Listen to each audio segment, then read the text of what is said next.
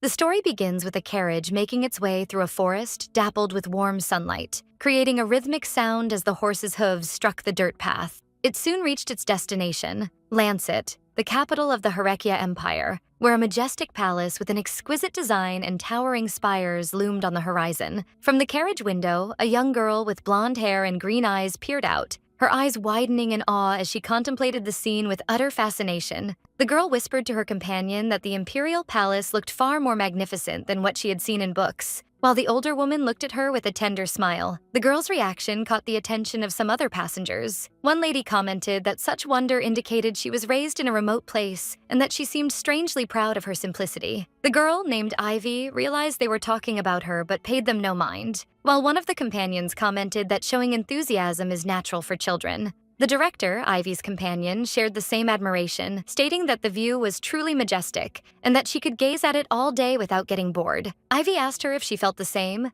and the director replied affirmatively, explaining that it had been a long time since her last visit to the capital, making everything seem new and interesting to her as well. Then the director pointed to the nearby market and the variety of fruits it displayed, increasing the excitement of Ivy, who declared in amazement that she had never seen any of these fruits before. This comment sparked the surprise of a passenger who concluded audibly that she must be coming from a distant rural village. The man then addressed her in a condescending tone, advising her to take her time enjoying the view and mockingly wondering what chance a rural girl would ever have to see the imperial palace again. At this point, the director intervened calmly, thanking the man for his interest but telling him there was no need for haste, as Ivy would be residing in the imperial palace starting from that day. Ivy enthusiastically confirmed the director's words, leaving the man in a state of shock and bewilderment, wondering how they could possibly stay in the palace. The man thought they had fallen victim to a con artist who promised them jobs as servants in the palace, but the director denied this with a laugh, clarifying that it was not about a job. It was then announced that Ivy, starting from that day,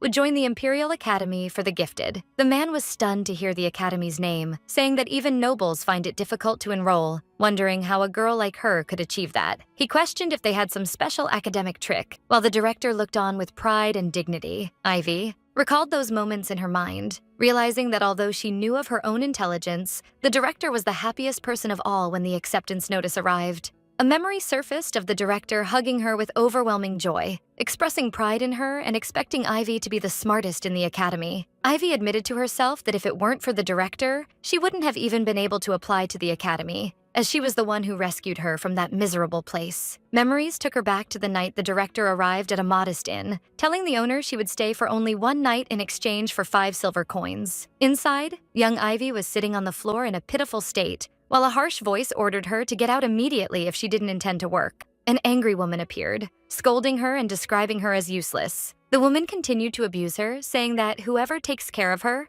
upbringing should be repaid with hard work, denouncing her grumbling about the simple tasks requested of her. Then she threw her out into the open, and the child sat trembling from cold and fear, begging and apologizing, promising to do anything asked of her. Her only wish was not to be expelled and left alone. At that moment, the director appeared and intervened firmly, ordering the woman to stop immediately, denouncing her cruel treatment of a small child, and embraced Ivy to protect her. Then she knelt down to check on Ivy's condition, asking anxiously if she was okay after noticing how emaciated she was, and the child replied in a faint voice that she was fine. The director stood up and confronted the innkeeper, wondering if she even fed the child, to which the woman coldly replied that the child was 5 years old and must earn her keep. The woman then rudely asked the director about her identity that authorized her to interfere in a matter that didn't concern her, as long as she wouldn't take over the child's upbringing herself. Facing this challenge, the director offered to take the child with her, and the woman met the offer with a cynical look and feigned surprise. She refused to give up the child for free, claiming she had spent a lot on her upbringing, so the director asked her how much she wanted. The woman began calculating the alleged costs in a theatrical manner, noting that she had taken care of the child since she was very small. Then she asked for an exorbitant amount of 10,000 gold pieces, which shocked the director due to the magnitude and absurdity of the sum. Ivy felt anxious and whispered to the director that she was fine, trying to dissuade her from going through with it. But the director, with determination and insistence, ignored the girl's words and announced that she would pay the required amount. She then confirmed her decision that she would take the child with her no matter the cost. The director turned toward Ivy sitting on the ground and invited her to go with her, promising that everything would be fine from that moment on. Then she embraced her tenderly, comforting her that she had suffered a lot, and the child found in that embrace a security she had long missed. Thus, Ivy moved to live in the director's shelter, where she was able to attend school in exchange for performing cleaning duties instead of paying tuition fees. She remembers how her new life was full of happy moments, like leaving every morning and waving energetically to the director. One day, she stopped suddenly upon hearing a quarrel between two children, as one was demanding food from the other, accusing him of eating 2 potatoes last time. The discussion between the two children intensified because of hunger, as one insisted that the food portion was only 1 piece per person. Ivy approached them calmly and asked if they wanted the piece of bread she had. With an innocent smile, she told them she wasn't hungry. The two children rejoiced at her offer and accepted it immediately, asking her not to take back her decision. Ivy realized that life was not difficult thanks to the director's kindness, but she also knew that the director carried many worries because of the many children she cared for. So she decided to endure her hunger for a bit after picking some wild berries, wishing in her heart that she could help in some way. One day, she discovered an announcement for the admission of new students to the Imperial Academy for the Gifted. The announcement was an imperial decree accepting students into advanced schools nationwide, but what caught her attention was a specific line stating that the academy provides food, clothing, and housing for all its students. Ivy realized this was her chance. If only one child left, though, shelter, it would ease the burden on the director. Therefore, she went to apply for admission, driven by the hope of earning a lot of money and helping the shelter after her graduation. But she knew that if she told the director her true motives, she would worry about her.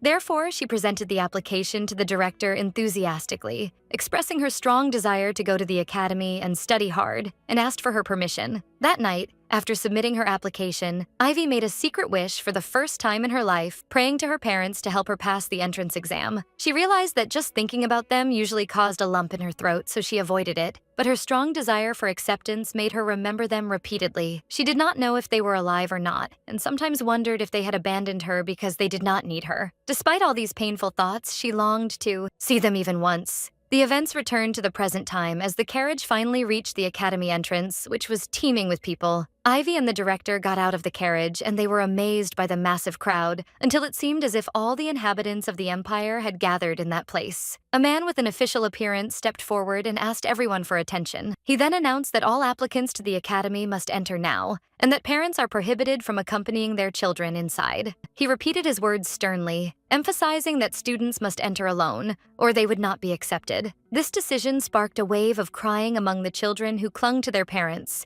refusing to go and expressing their fear. The director stood watching the scene with emotion, realizing that this was the first time most of these children were separated from their families. Then, her thoughts turned toward Ivy, expecting her to be in the same state. But contrary to her expectations, Ivy stepped forward steadily and told the director that she would enter now, thanking her for bringing her this far. The director was touched by Ivy's courage, thinking that anyone's heart would be shaken by seeing the other children's crying. But Ivy, although she was likely the youngest of them all, showed remarkable courage. The child tried to reassure the director, asking her not to worry too much, and promised her that she would study hard at the academy. She also promised she would make sure to eat her food well. The director couldn't help herself, so she turned her face away to hide her tears, whispering to herself how ridiculous it was for her to cry while Ivy was holding it together. Ivy noticed the director's tears and called her in surprise. The director returned and hugged Ivy warmly, telling her that they would always think of her even if they were far away. She asked her to contact them immediately if anything became difficult for her, promising they would come to get her right away. Ivy smiled a bright smile and replied in agreement. With the announcement of the academy gates closing soon, everyone prepared for the final farewell. The director urged Ivy to hurry and take care of herself, and the child promised she would send letters often as she headed toward the entrance. The director watched her as she walked away, praying in secret that Ivy could live well at the academy. Her last wish for her was to grow up to be a child capable of crying and expressing her feelings freely. From a nearby balcony, an elderly man and a young girl were watching the scene.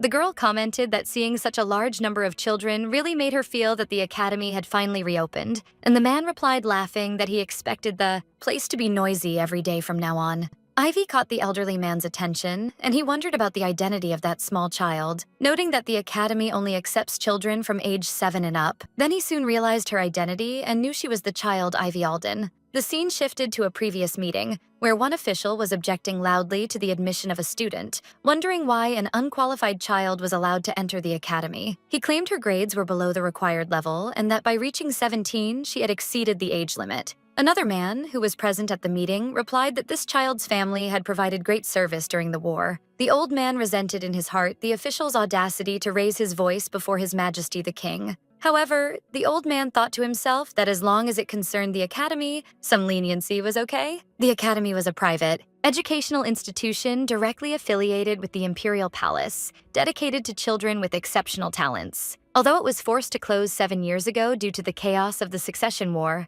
it began accepting students again this year as a declaration of the empire's full stability. But in reality, the nation had stabilized some time ago, and the academy remained closed because of the emperor's grief for Princess Evie. The empress whom His Majesty loved so dearly, and the newborn princess were tragically killed during the succession war. The princess, who died the moment she was born, left behind nothing but her name, Evie, and His Majesty mourned deeply for the daughter he was not even able to see. When some saw the emperor's vacant looks whenever his eyes fell on young children, feudal ambitions began to creep into their souls. The nobles aspired for their children to catch the attention of the grieving emperor, hoping he would adopt one of them. For this reason, they all tried to register their children in the academy, but the emperor, aware of their intentions, repeatedly postponed its reopening. He did not grant permission for it until this year. In the midst of the Imperial Council meeting, one official angrily threw an application on the floor. Emperor Clovis Archean Herechia was sitting coldly, contemplating the scene with a rigid look. Then he called for the Prime Minister, the same old man who was watching the student's entry. The emperor ordered him to pick up the document that had fallen on the floor, and the man reluctantly complied. The Prime Minister handed the document to the emperor. The emperor asked him why this application was being ignored,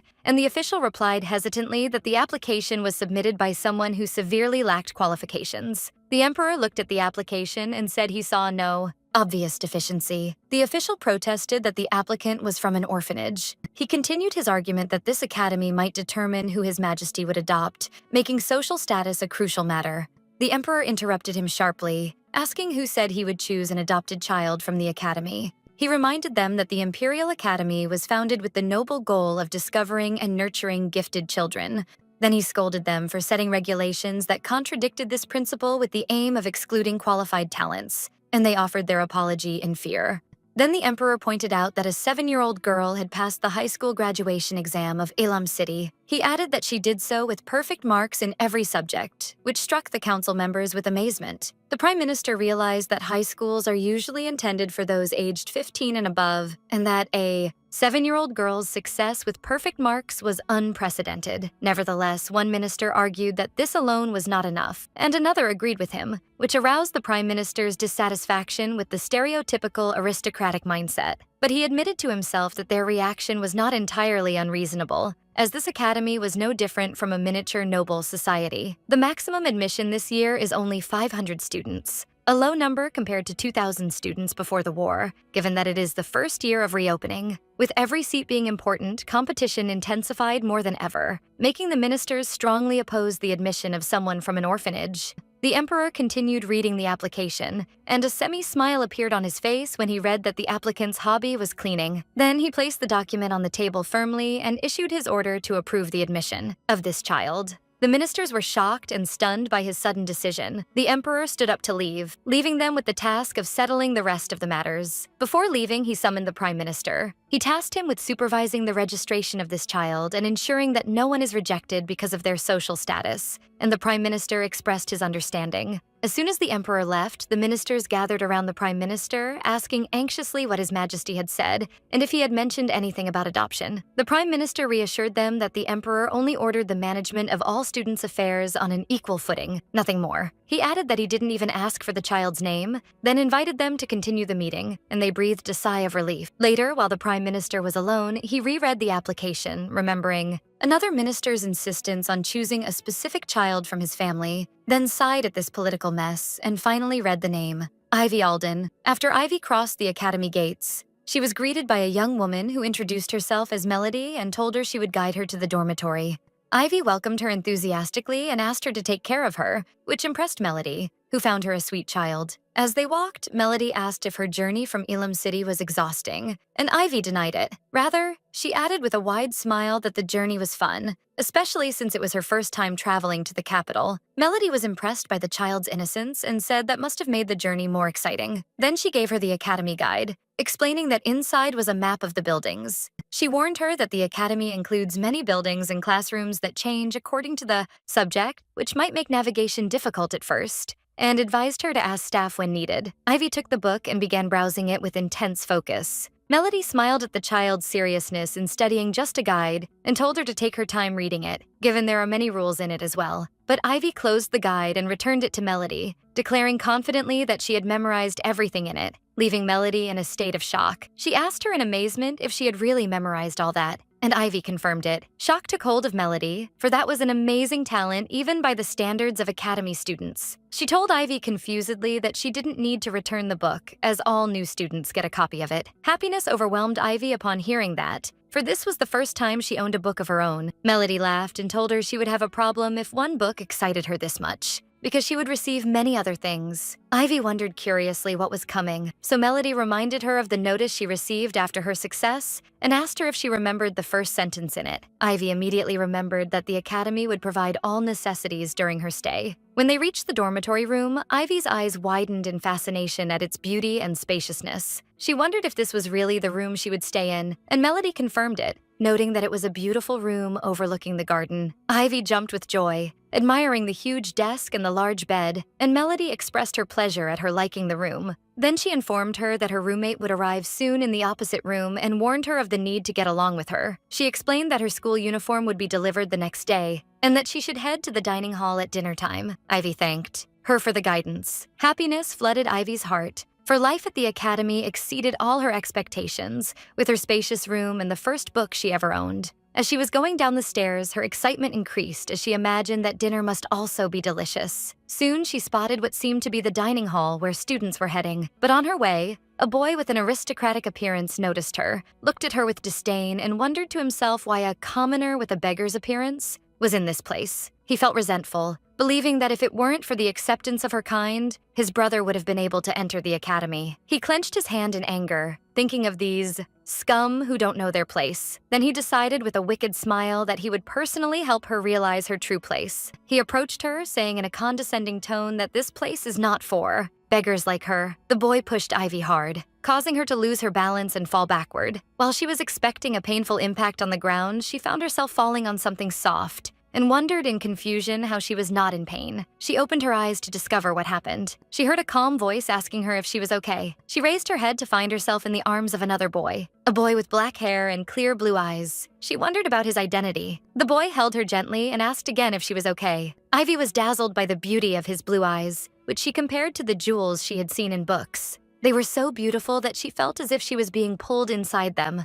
At that moment, a third boy with red hair arrived and asked anxiously if Ivy was okay. Ivy regained consciousness and replied affirmatively, then turned toward the boy who saved her, and whispered to herself how someone could be so rude to someone they just met. The bullying boy turned toward them and asked them angrily about their identity and who they thought they were. The arrival of the two young men caused a stir among the students present, who began whispering in amazement, wondering if it was really them. This was the first time many had seen them in person, and whispers spread about their handsomeness and the fact that they joined the academy this year. One identified them as Lord Arcel and Lord Ruska, which struck the bullying boy with shock. He realized in fear that they belonged to the famous families of Viscount Ragself and the Duchy of Kalin. He stammered and apologized profusely. Then he ran away quickly, and Lord Ruska shouted after him mockingly that he was running. Then he threatened that he had memorized his face. Lord Arcel turned to Ivy and advised her to tell him if she was subjected to bullying again and to report it to the teacher, so Ivy thanked him gratefully. But soon a group of girls gathered around them who wanted to greet Lord Arcel and invite him to have a meal with them. Another girl joined the noisy crowd, expressing her desire to eat with them as well. Due to the crowding, Ivy found herself pushed aside and was scolded by the girls who described her as small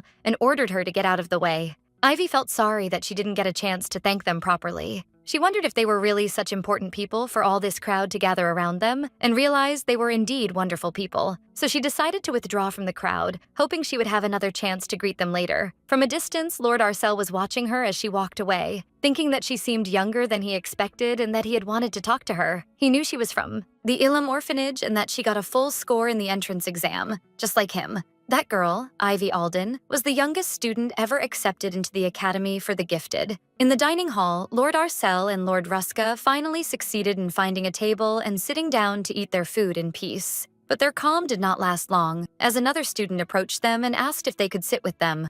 Arcel replied coldly that they would like to eat in peace, so the student apologized and withdrew. Ruska scolded his friend Arcel for his harshness, noting that the student must have summoned a lot of courage to approach them. Arcel replied that his friend should have replied to the student instead of him, but Ruska ignored him and began eating his food. Ruska apologized coldly, saying he was hungry. Meanwhile, Arcel spotted Ivy looking for a place to sit and heard her asking some students if she could sit with them, but they rudely refused, wondering why commoners don't sit with their own kind. Ivy continued her search, but whenever she approached an empty seat, she was rejected on the pretext that the seat was reserved. Ivy's eyes met Arcel's from a distance. Ruska noticed she was heading toward them. Ivy reached their table and thanked them again for helping her earlier, explaining that she didn't get a chance to thank them properly. Arcel replied that he was just happy she wasn't hurt. Then she gathered her courage and asked them if she could sit with them. Before Arcel could agree, Ruska interrupted him with a smile, apologizing and explaining that it wouldn't work. He added that his friend likes to eat in silence and suggested they eat together another time, so Ivy understood and withdrew quietly. Ruska felt satisfied with himself, believing he offered a polite rejection on behalf of his friend. But Arcel looked at him coldly and told him he was useless,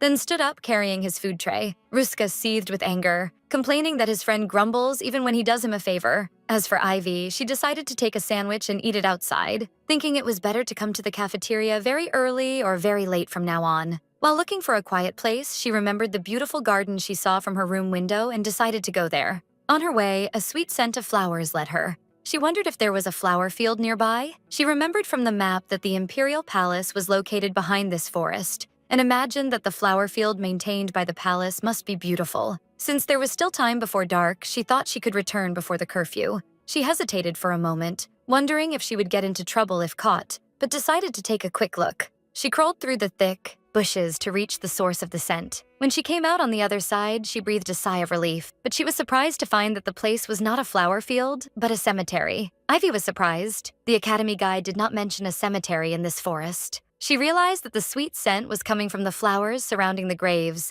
and felt that this place might get her into big trouble if she was caught in it, so she decided to return. But before leaving, a tombstone caught her eye that seemed like it hadn't been cleaned in a long time. Without awareness, she found herself kneeling and starting to clean the tombstone with her hand, then suddenly realized what she had done automatically. Ivy remembered that she had acquired this cleaning habit from middle school, where she cleaned classrooms in exchange for her tuition fees. After she finished cleaning, she decided she should return now, but hesitated for a moment. Meanwhile, another person was approaching the cemetery, wondering if there was someone inside. The Emperor appeared and wondered about the identity of the intruder. When he arrived, he found that Ivy had fallen asleep next to the tombstone, after making a flower wreath and was holding it. The image of sleeping Ivy faded to show an old memory of the Emperor wondering angrily why his wife and daughter could not be buried in the imperial cemeteries. One of his advisors replied that with all due respect, their names could not be included in the imperial family register without receiving the previous emperor's sanctification. Consequently, they lacked the necessary qualification to be buried there. The emperor mocked this talk, saying they knew well the reason his wife did not receive the late emperor's sanctification. The advisor emphasized that it was because of her refusal of the marriage the previous emperor arranged for her, but regardless of the reason, she is considered a stranger to the family. The description stranger sparked the anger of the emperor, who said coldly that the advisor's talk had given him a good idea. He announced that his wife and daughter did not need to travel far to the imperial cemeteries. Rather, he would keep them by his side. He suggested that a location within the forest in the imperial palace would be sufficient, which shocked the advisors. One of them protested that placing graves inside the imperial palace was absurd and had no historical precedent. The emperor silenced them with a strong blow to the table with his sword. He threatened them that from that moment on, anyone who raised their voice would be considered defying the emperor's order,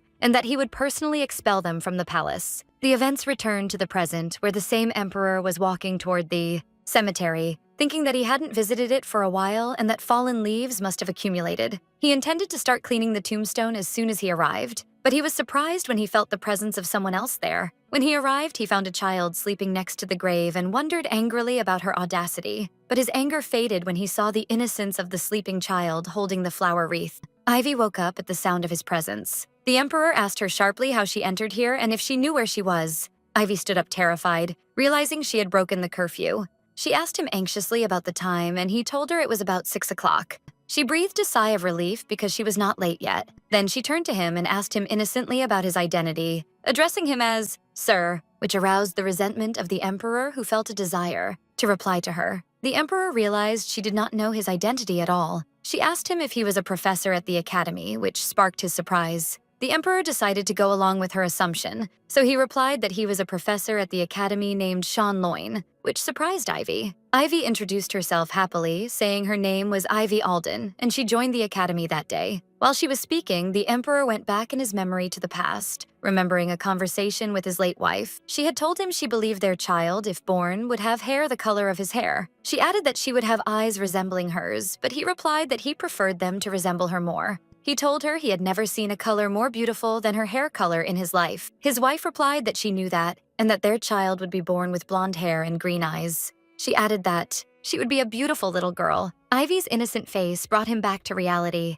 and he wondered to himself if his daughter Evie had grown up safely. Would she have looked like this child, with hair resembling his hair and green eyes resembling his wife's eyes? But he soon brushed this idea from his head, describing it as a futile idea. For that was a child he buried with his own hands, along with Lillian. The emperor was surprised by the presence of a student from the academy in this remote place inside the imperial palace. He asked her why she came here and if she knew the nature of this place. Ivy replied confusedly that the scent of flowers was what led her here. Then she apologized and asked if this was a place she was not supposed to enter. The emperor looked at her silently, thinking that a child wandering alone like this is not always a good idea, especially inside the imperial palace. Ivy thanked him and said she would remember his advice. For a moment, she felt that his touch was gentle, like the touch of a kind father. Then she heard a bell ringing, announcing some appointment, and realized she was late. He asked her if she could return to the academy alone and offered to take her. Ivy thanked him and told him she could return from the way she came. When she started crawling back through the bushes, he wondered in surprise if that was her way. Before she disappeared completely, she called him and asked him to remember her name, which is Ivy Alden. The emperor remained standing, watching her as she left. He admitted to himself that he didn't even find time to get angry, and that he was still weak before children of this age.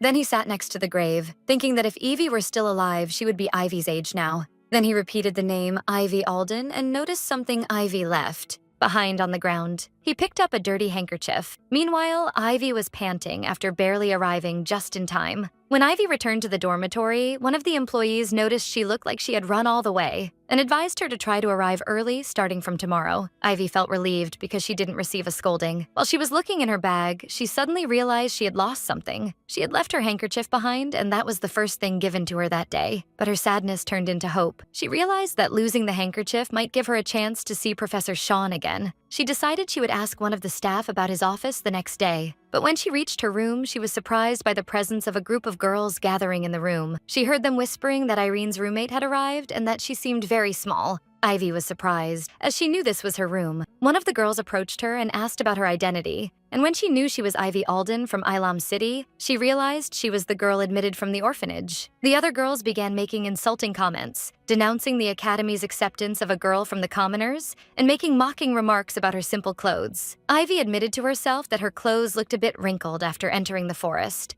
At that moment, a girl with silver hair and purple eyes appeared. She was the most beautiful person Ivy had seen in her life. One of the girls whispered to Irene that something was wrong, and that she thought her roommate would be at least of the rank of Count. Irene silenced them with one word, then stepped toward Ivy. She looked at her with disdain and described her as pathetic. She added that everything about her, from her thin body to her hair and skin, seems in a state of chaos. Then she mockingly asked her if the orphanage she lived in starved its children. This comment sparked the anger of Ivy, who denied it firmly. She didn't care what others thought of her, but insulting the director was something she could never forgive. She defended her director passionately, describing her as the kindest and most wonderful person in the world. Her reaction aroused the ire of the other girls. One of them scolded her for her shouting, saying this is why commoners are a lost cause. Then they demanded she apologize to Lady Irene immediately. Irene felt suffocated by the presence of such a large number of people and said she needed to go out for some air. The other girls hurried to offer their services to guide her. They began talking about how vast the academy is and the presence of 5 cafeterias in it. Ivy felt a sudden pain as one of them pushed her away. Then Irene suddenly stopped and looked at her.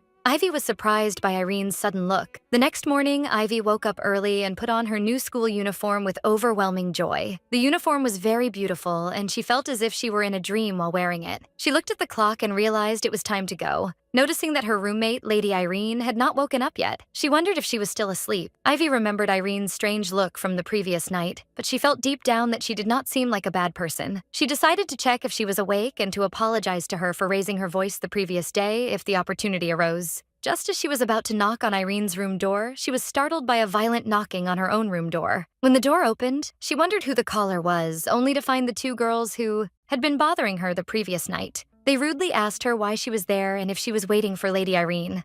Ivy tried to explain that she didn't mean that, but they didn't believe her. One of them warned her against making the mistake of speaking rudely again, emphasizing that Lady Irene was not someone her kind was supposed to speak to, as she was a noble among nobles. Then they asked her to leave, saying they would take care of Lady Irene themselves. The student pushed Ivy out of the room and slammed the door violently behind her. Ivy concluded that Irene already had many friends. Nevertheless, she hoped she could greet her properly someday. Inside, the two girls were talking about Ivy, asserting that she had been waiting for Lady Irene, and that the rumors about roommates being assigned randomly must be true. At that moment, Irene came out of her room and the two girls greeted her enthusiastically. Irene returned the greeting calmly, and one of the girls asked if she had any difficulty getting ready on her first day. One of them suggested to Irene that she take her commoner roommate as her maid, as some other young ladies do, but the other objected, saying that the girl was too ill-behaved for such a role, and that it would be a relief if she weren't in their way. She proudly told Irene that they had kicked her out after she had been loitering around. Irene calmly asked if they had really kicked her out, and the girl confirmed it, saying she didn't know her place. She added that she had scolded her severely and that she wouldn't bother her again if she had any sense. Irene's face darkened, and she whispered to herself that if it weren't for her promise to her sister, she would have ended these matters seriously. One of the girls asked in surprise what she had just said. Irene ignored her question and told them to head downstairs. The two girls felt confused, wondering if they had done something wrong. Outside, the teacher was checking the students' attendance before starting a tour of the Imperial Palace. She warned the students to stay close to their friends so they wouldn't fall behind, while small groups were forming, excited for the upcoming tour. As Ivy stood alone among the students, whispering began to circulate around her, as some recognized her as the girl about whom rumors had spread the previous day. Ivy felt the strangeness in the atmosphere surrounding her. Suddenly, a girl approached her and introduced herself as Lemura Yesel. She kindly asked if she minded her joining her. Ivy was very happy because she had finally found a friend and agreed immediately. Introducing herself as Ivy Alden, Lemura told her she knew her and that she was the girl from the orphanage. Lemura explained that she understood how difficult it was for her to be surrounded by nobles, because she too was from a commoner background. She proudly added that she might not look like it. Ivy expressed her surprise, saying she already felt that, and was happy that Lemura had initiated the conversation first. Lemura felt angry at that response, but laughed to soften her reaction, and then told her there was something she had been dying to ask her. She asked if she had been secretly adopted by a great noble family, or perhaps she was the illegitimate daughter of a high-ranking figure, justifying her question by saying that her admission to the academy didn't seem logical otherwise. Lemura asked Ivy not to pretend to be innocent, claiming she knew everything. She asked her how she managed to get the Emperor to choose her himself. Ivy was shocked by this claim and dismissed it as being true. She had never visited the capital. Before joining the academy, she didn't even know what the Emperor looked like, and she had never been adopted by any noble family. Lemura seemed skeptical and said that what she knew was that the decision was definitely so. At that moment, silence fell and Arcel and Luska appeared, causing a stir among the students. The two girls noticed the large crowd gathered around the two young men, and Lemura wondered if it would be this chaotic every day, while Ivy noticed their great popularity, wondering if it was because of their handsomeness. Lemura was surprised that Ivy didn't know them, so Ivy replied that she had met them for the first time the previous day. Lemura enthusiastically told her that they were the candidates everyone expected to become the Emperor's adopted sons. She explained that Arcel is the third son of the Duke of Kalin, a genius in all fields since his childhood, and often meets the Emperor.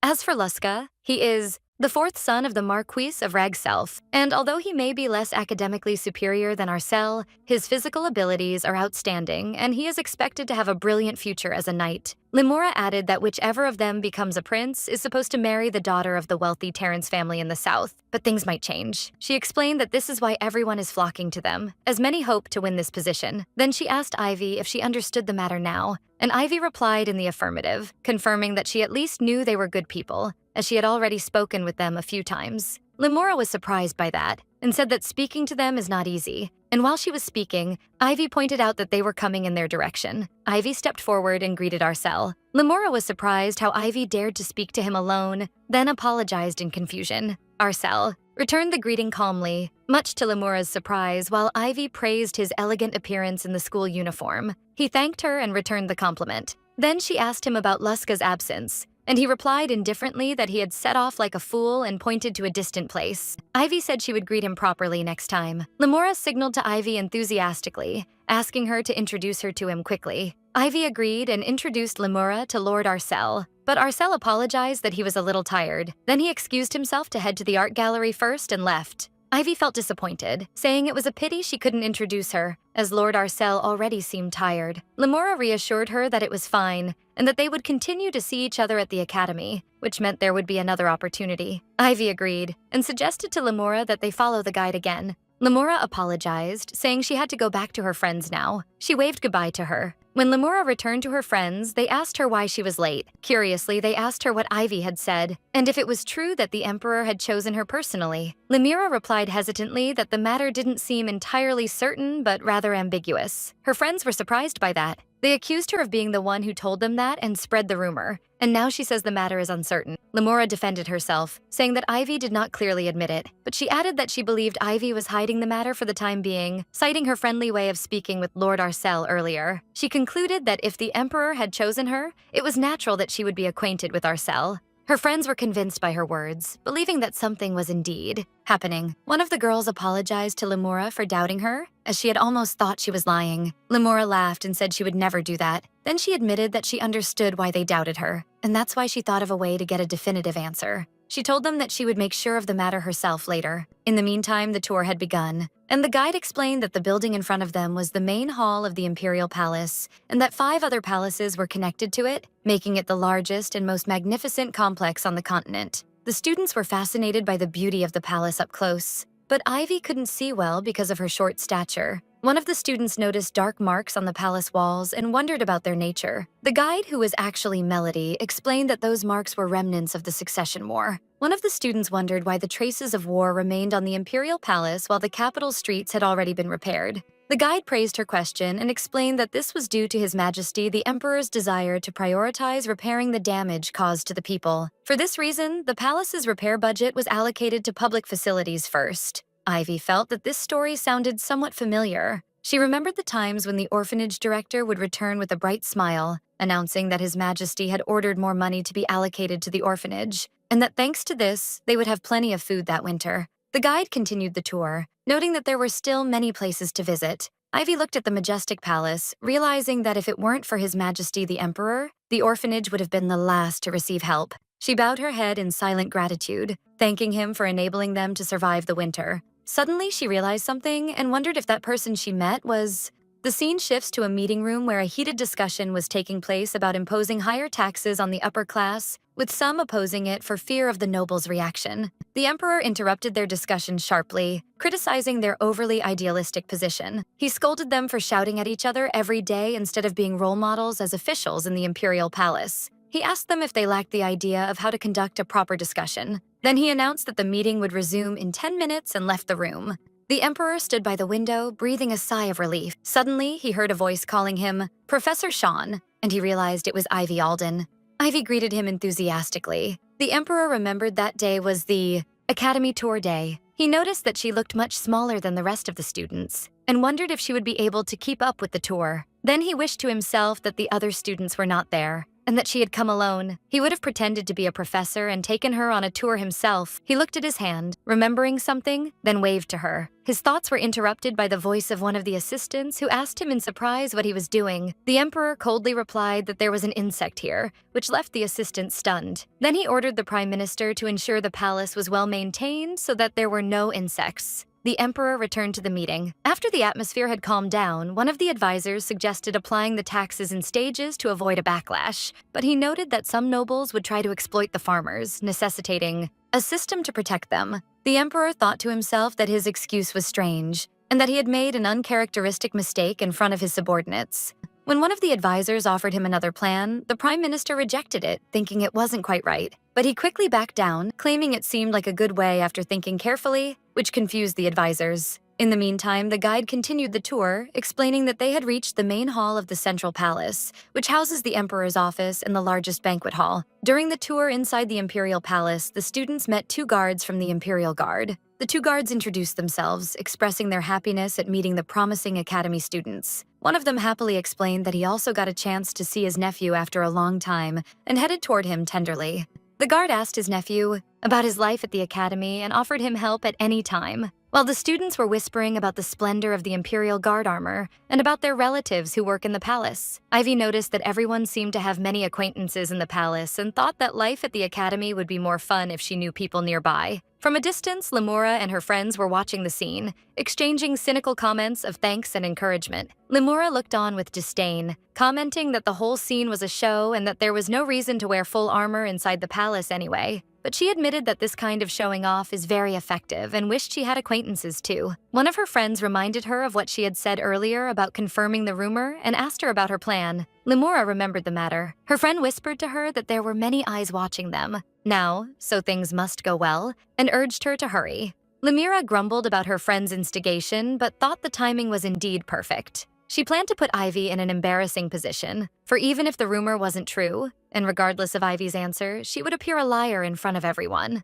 Limura stepped toward Ivy and asked her in a pretentious way if she felt jealous of these things, adding that she didn't need to as long as the Emperor himself supported her. Ivy was surprised by her words, so Limura asked her in feigned surprise if she would deny that she herself had said earlier that His Majesty had chosen her personally. She added that she felt very jealous when she heard that and wondered if she was lying, suggesting she did so because she had nothing to boast about being from an orphanage. Ivy protested, saying she had never said anything like that. At that moment, the guide interrupted them, asking for silence. But one of the guards stopped her, saying he believed there were some matters that needed clarification. Then he headed toward Ivy and said he understood her feeling jealous because of her young age, but daring to use His Majesty's name was something he, as an Imperial Knight, could not overlook. He demanded she tell the truth and apologize immediately, threatening to expel her from the academy, while Limura watched the scene with a wicked smile, believing that things were going better than she expected. But Arcel suddenly intervened and said that Ivy was right. He announced in front of everyone that it was true that His Majesty the King had chosen Ivy Alden himself. He explained that the reason for this was that she was about to be rejected solely because of her low status, despite graduating first in her class, just like him. Then he directed his words to the guard, saying that his father, who is close to His Majesty,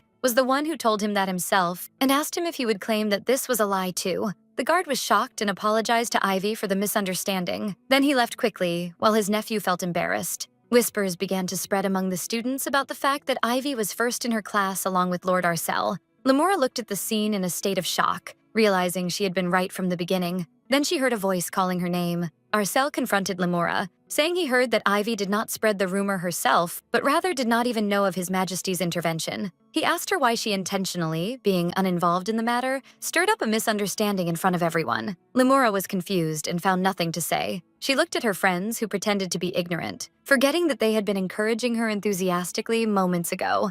Limura realized she had made a mistake and tried to apologize, saying she didn't mean for that to happen. But Arcel interrupted her and told her he didn't care about the reason, advising her to think a little before she acts. Then he left, leaving Limura in confusion and embarrassment. Arcel thought to himself how he ended up helping Ivy again and wondered if she would come to thank him again. He looked at her to find her very happy. Ivy realized at that moment that what was said was true, and that His Majesty was indeed the one who chose her himself. She felt a great sense of relief, as she had been worried about being expelled on charges of mocking the imperial family, but now she could stay at the academy. But she didn't notice Limura's hateful look. Limura felt insulted, believing that everything went well for Ivy because of Lord Arcel's intervention. Limura's friends noticed her condition and asked if she was okay. They apologized to her, but expressed their relief that she was right in the end. And one of them wondered why Lord Arcel stood on Ivy's side, and the other concluded that they must be closer than they thought, especially since Arcel mentioned that they had exchanged greetings previously. The girls expressed their hatred for the idea of Ivy getting close to Lord Arcel,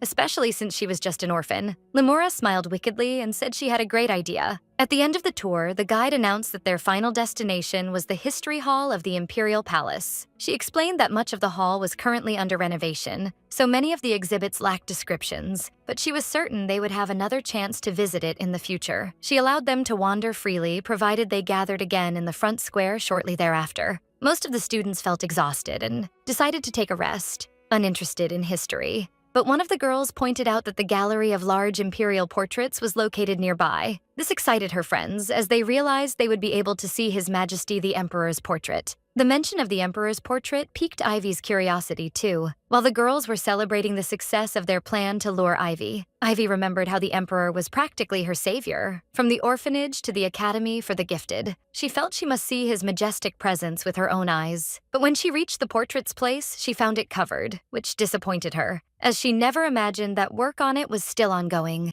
Ivy decided to check out the other exhibits first, since she had arrived here. She wandered through the hall, feeling happy she came even though the descriptions weren't there yet. A portrait of a girl her age caught her attention. She was as beautiful as a princess, and she wished she knew her name when she returned.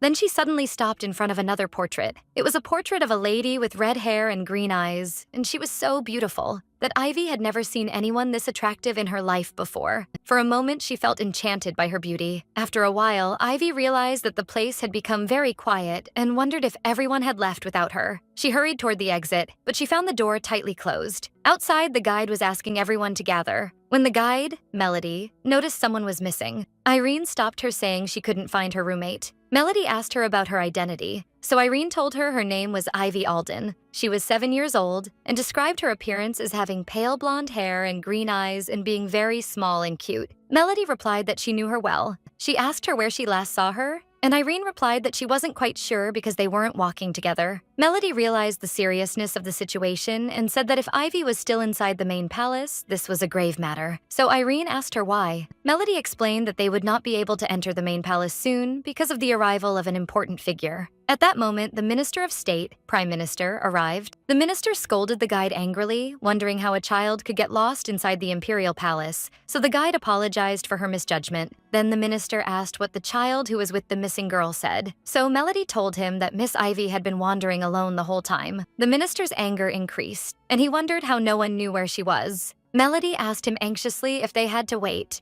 until morning to find the child. The minister explained that 7 years ago, during the Succession War, tragic events occurred that hardly anyone is ignorant of. His Imperial Majesty lost everything in that conflict. Since then, and to ensure such a tragedy does not happen again, His Majesty has imposed a strict curfew within the palace grounds. For this reason, they cannot search the palace as they please, regardless of their positions, especially since they do not know the child's location. All they can do now is pray that Ivy remains well hidden from His Majesty's sight, because she will inevitably be executed if found. Melody decided she would join the search team with the Academy staff as soon as dawn broke, praying with all her heart that no harm would come to Ivy. Then she announced to the students that today's trip had ended and that everyone must return to the dormitory immediately. Trapped in the dark history hall, Ivy began knocking on the door and shouting for help. She wondered what happened, and if they closed the doors for the closing hour, but she was sure they must have noticed her inside. She tried to calm herself down, convincing herself that the guide must have realized her absence by now,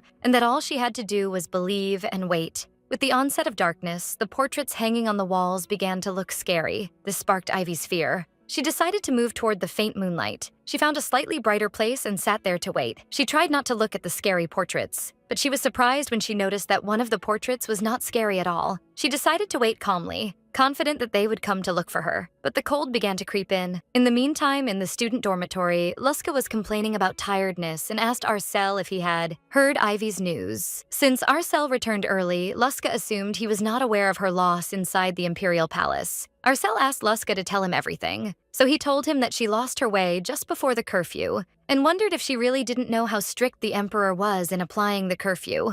Arcel wondered if the staff had gone out to look for her. Luska reminded him that even the staff could not enter the palace at this time. They concluded that the search would not resume until the next morning. Arcel felt anxious, thinking that a small child trapped in the palace all night might leave a permanent psychological scar. Then he reminded Luska that they both carry special imperial permits. He suggested they go themselves to look for Ivy Alden. In the darkness of the palace, Luska was nervous, believing that looking for her alone was an impossible task. He tried to convince Arcel that the palace grounds were vast, and that the adults had not reached their decision to wait without reason. But Arcel insisted on searching for a little longer, suggesting she might be nearby. Suddenly, they heard a voice asking who they were. As they had passed the curfew time, Luska was confused, but Arcel advised him to stay calm and tell the truth. So Arcel introduced himself and Luska, explaining that they possessed special imperial permits, meaning their presence did not violate protocol. But the voice that replied to them was not a guard's, but a familiar voice. That said, he did not believe the permits he had granted them were intended to be used in this way. The two young men realized they were before His Majesty the Emperor. The Emperor scolded them, saying that regardless of their identity, they could not break the palace rules recklessly, and threatened to confiscate their permits if they repeated it again. So they apologized immediately. The Emperor sighed and said that as long as they realized their mistake, that was enough, expressing his confidence that they would not repeat the same mistake again. Then he asked them why they were here. Arcel explained that a student from the academy had gone missing in the palace today, and that he came to look for her, worried that she would remain trapped alone until tomorrow morning. And they told the Emperor that the missing student was Ivy Alden.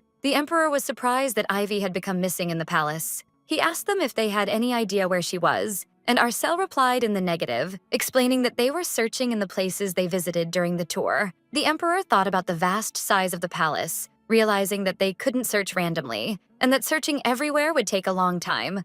In addition, the biggest problem was that once the security magic was activated, most of the staff leave the palace, leaving very few people available to help. The Emperor ordered the two young men to return to the dormitory, but Arcel tried to object, explaining that Ivy Alden was one of the most difficult students in the academy and asked permission for them to search a little longer. The Emperor repeated his order to return firmly, so Arcel realized that convincing him was impossible. But before they left, the Emperor said there was no need to worry, and that he would summon Seraphina to find her. Seraphina Reedham was the palace sorceress, a miracle who never lost first place from her admission until her graduation from the academy. She was known as the most powerful sorceress alive, and currently serves as the head of the Academy for the Gifted, and is undoubtedly one of the Emperor's closest advisors. Arcel realized that summoning someone like her meant that the Emperor was planning to search the palace using magic, which is forbidden, and he knew that if the Emperor personally broke the rules, it might at worst lead to severe damage to trust in the royal family. Arcel wondered why the Emperor was willing to bear this burden for one child. Then the Emperor ordered Seraphina to be summoned to the Mana Stone warehouse. When Seraphina arrived, she asked in surprise why a palace-level tracking spell was requested. The Emperor told her that a child had gone missing, so Seraphina felt shocked. The Emperor explained that a student from the Academy for the Gifted went missing during the palace tour, and since they don't know exactly where she is, they must track her using magic. Seraphina was surprised by the use of a royal mana stone for one child, for if the courtiers knew that the Emperor himself broke the palace rules, they would not rest. And she wondered if there was something else she didn't know. But she soon brushed these thoughts away, seeing it as an opportunity that might work in her favor. When would she get another chance to see such a huge spell cast in the palace? She began searching for a mana stone that suited her wavelength, and when she found it, she announced that there would be no problem casting the spell across the entire palace. Seraphina hoped the spell would succeed from the first attempt, for inside the palace there are many disturbances that often interrupt the flow of magic. Seraphina added that it would have been much easier if Lillian was helping her as before. Then she suddenly realized she had made a slip of the tongue and felt afraid. The Emperor wondered coldly what she was talking about. Before she could answer, he warned her, saying it would be better for her to answer correctly, and that her being close to his wife did not mean he would go easy on her. Seraphina replied in confusion that Lillian was a bit unusual. She explained that she didn't know the reason, perhaps because the wavelength of her energy was similar to her own wavelength. But when Lillian was around, she felt the accuracy of her magic improve. It was as if the magic became more solid. She wondered to herself why she hadn't realized this important fact until now. Then she told the Emperor that Lillian asked her not to tell him that. She added that she wasn't sure why, but perhaps because she had been called a witch all her life. She wanted to hide the fact that she possessed unusual powers, and that she didn't fully understand how to use these powers herself. Seraphina tried to change the subject, saying she must return to the main palace quickly because she was worried about the child too. So the Emperor ordered her to go and get ready. Seraphina felt relieved that the situation ended without incident. In the meantime, Ivy was sitting alone in the dark, feeling cold and hungry. But she tried to strengthen her resolve, convincing herself that this was nothing compared to what she suffered at the inn. She remembered the harsh words of the innkeeper, who always reminded her that she avoided living as a beggar because they picked her up after she was abandoned in the forest. The woman was always asking her whom she should listen to, and Ivy would answer in fear that she should listen to the inn owners, so the woman would order her to go and clean the stable manure.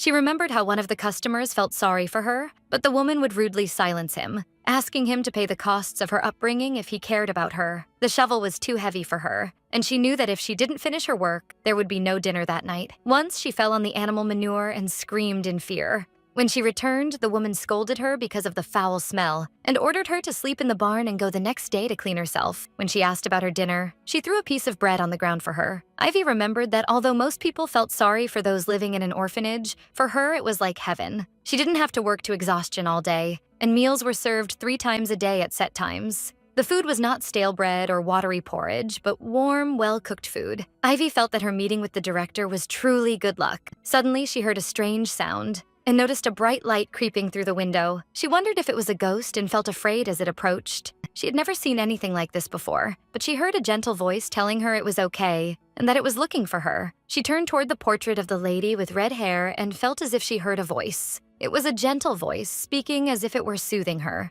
Because of this voice, she felt that everything would be okay. At that moment, Serafina was casting the spell and succeeded in finding Ivy's location. Serafina informed the Emperor that Ivy was in the Imperial Palace History Hall, near the portrait room. Soon they arrived there and knocked on the door, calling out for Ivy Alden. The door opened to reveal Serafina and the search team. Ivy stepped toward them shyly, asking if Serafina was a faculty member and apologizing for missing the gathering time. Serafina picked up the little girl in wonder, surprised by her tiny size. Then she placed her hand on her forehead, noticed she had a slight fever, and attributed it to the coldness of the place. She apologized to her if the flash of her magic had frightened her. Then she suggested that she think about becoming a sorceress because she felt a great compatibility between their wavelengths. At that moment, Ivy felt dizzy from the many questions, so the attendants called out to Serafina, addressing her as director. Serafina explained that they had to return to the academy first, and then they could talk. Ivy was surprised that this young lady was the academy director. The academy booklet mentioned that the director was a very important figure, so she had assumed they would be much older. Serafina carried Ivy in her arms, told the 2 young men to go back and get some rest, and said they would deal with the rest tomorrow. While she was carrying her, Serafina noticed Ivy's strange look and thought she might be wondering how they found her so quickly. She concluded that Ivy might have Lillian's protection or something of the sort. From a distance, the Emperor watched them, feeling relieved to see Ivy appearing unharmed. When Serafina and Ivy returned to the dormitory, Arcel and Luska were waiting for them. Luska expressed his relief for her safety. Arcel asked Serafina if Ivy was okay, noticing the paleness of her face. Serafina jokingly scolded them for waiting instead of going back, and Arcel replied that they were worried.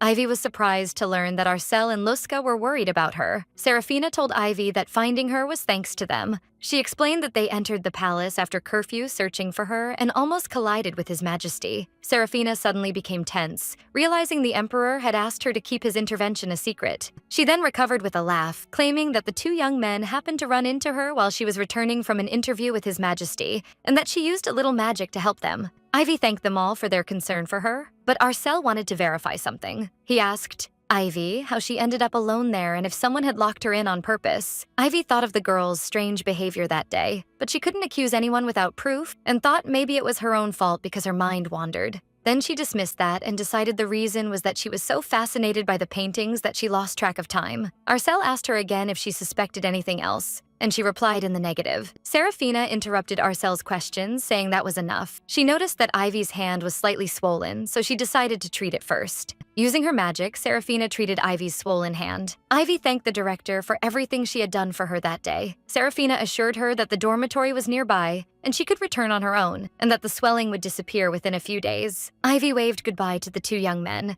After Ivy left, Arcel asked Serafina if she truly believed Ivy was locked in by mistake, and she answered no. She announced her intention to start searching for the culprit the next morning because the incident could have escalated into something more serious, and severe punishment was the only option. Upon returning to her room, Ivy felt relieved and decided to take a bath and prepare for bed after a long and exhausting day, but she was surprised to find a sandwich and a glass of milk on her table. She wondered if the director had left them for her and felt overjoyed because she was hungry. While she was eating, she decided to thank her the next time she met her, unaware that her roommate Irene was watching her with a smile from behind the door. The next morning, Luska was complaining of tiredness, hinting that their sneaking into the palace in the middle of the night was the reason, to which Arcel replied that he was the one who insisted on playing after they returned. Luska grumbled that Arcel always had the last word. Arcel silenced him and whispered to him to lower his voice. Arcel noticed Limora and her friends sitting nearby, wondering what to do, believing that as long as Ivy returned safely, it was fine. But one of them expressed concern that Ivy would tell someone what happened, especially since they were the only ones who went to the portrait room, while the other justified their action by saying they were also deceived by Limora. Arcel surprised Limora's friends with a greeting, then approached them and asked if he could sit with them.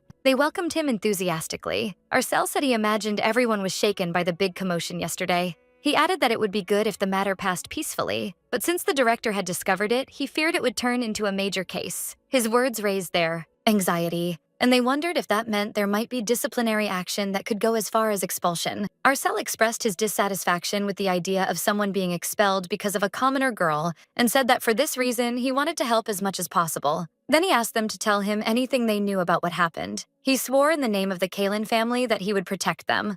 One of the girls broke down and confessed that they had locked Ivy in the portrait room. She tried to justify their action by saying they didn't really mean to lock her in, but rather that Limora deceived them. She added that Limora said she would let her out immediately, and that she only intended to scare her for a moment. But things got out of control and they felt afraid. Arcel sighed after one of the girls admitted she had wanted to tell him the truth. Then he thanked her for her honesty. She begged him not to tell anyone what they had done. Arcel reassured her that he had promised in the name of his family to help them, but he added sharply that if they knew what they did was wrong and did not apologize to the person concerned, there would be nothing he could do about it, which terrified them. After Arcel left, Luska followed him and asked if he had discovered the identity of the culprit. Arcel replied yes, confirming it was the girl he suspected. Luska asked him what he planned to do now. Arcel answered him with another question, asking for his opinion. Then he said with a cold expression that he would return the favor nicely. Later, while Limora and her friends were sitting together, Arcel interrupted them and directed his speech toward Limora. He asked Limora if he could speak with her privately for a moment. His request surprised her friends, who wondered if they were close. Limora shyly agreed. When they went out, she asked him what he wanted to say. Arcel told her that one of the staff members said they were keeping something she had lost and offered to take her there himself. Limora was excited by the idea and asked him if it would bother him, and Arcel denied it, explaining that he was the one who initiated the offer and must take responsibility and drop her off. She happily agreed and left the matter to him. Limora wondered to herself what she could have lost, but she didn't pay much attention to it. She told Arcel that she doesn't usually lose her things and asked him if something like this had ever happened to him before. He answered her coldly, "Who knows?" Limora felt the strangeness of his cold response, but she soon convinced herself it was just her imagination. Then Arcel told her they had arrived. He opened the staff room door for her and asked her to enter. But as soon as she entered, she felt the place didn't look like a staff room. Arcel closed the door behind her, much to her panic. Limora began knocking on the door, begging Arcel to open it. Arcel asked her from behind the door if this situation seemed strangely familiar. Then he advised her to confess her mistake sincerely if she didn't want to remain trapped there. Limora denied that Ivy's disappearance had anything to do with her, claiming she actually tried to stop the others. Arcel realized she was lying until the end, so he decided it was useless and said goodbye. Limora screamed after him, begging him not to go, but he left, and she sat on the floor in shock, wondering if he had really left her. There was no one on her way here, so she realized she might be trapped forever. Fear began to creep into her as she sat alone in a dark and quiet place. She didn't want to be alone. Limora broke down and began screaming, confessing that she was wrong and that she was the one who asked them to lock Ivy in. She begged, crying, for someone to let her out. The door opened suddenly to find Ivy standing before her. Limora wondered in confusion about Arcel's whereabouts. Limora accused Ivy of doing all this. She accused her of pretending to be innocent and then using Arcel for revenge.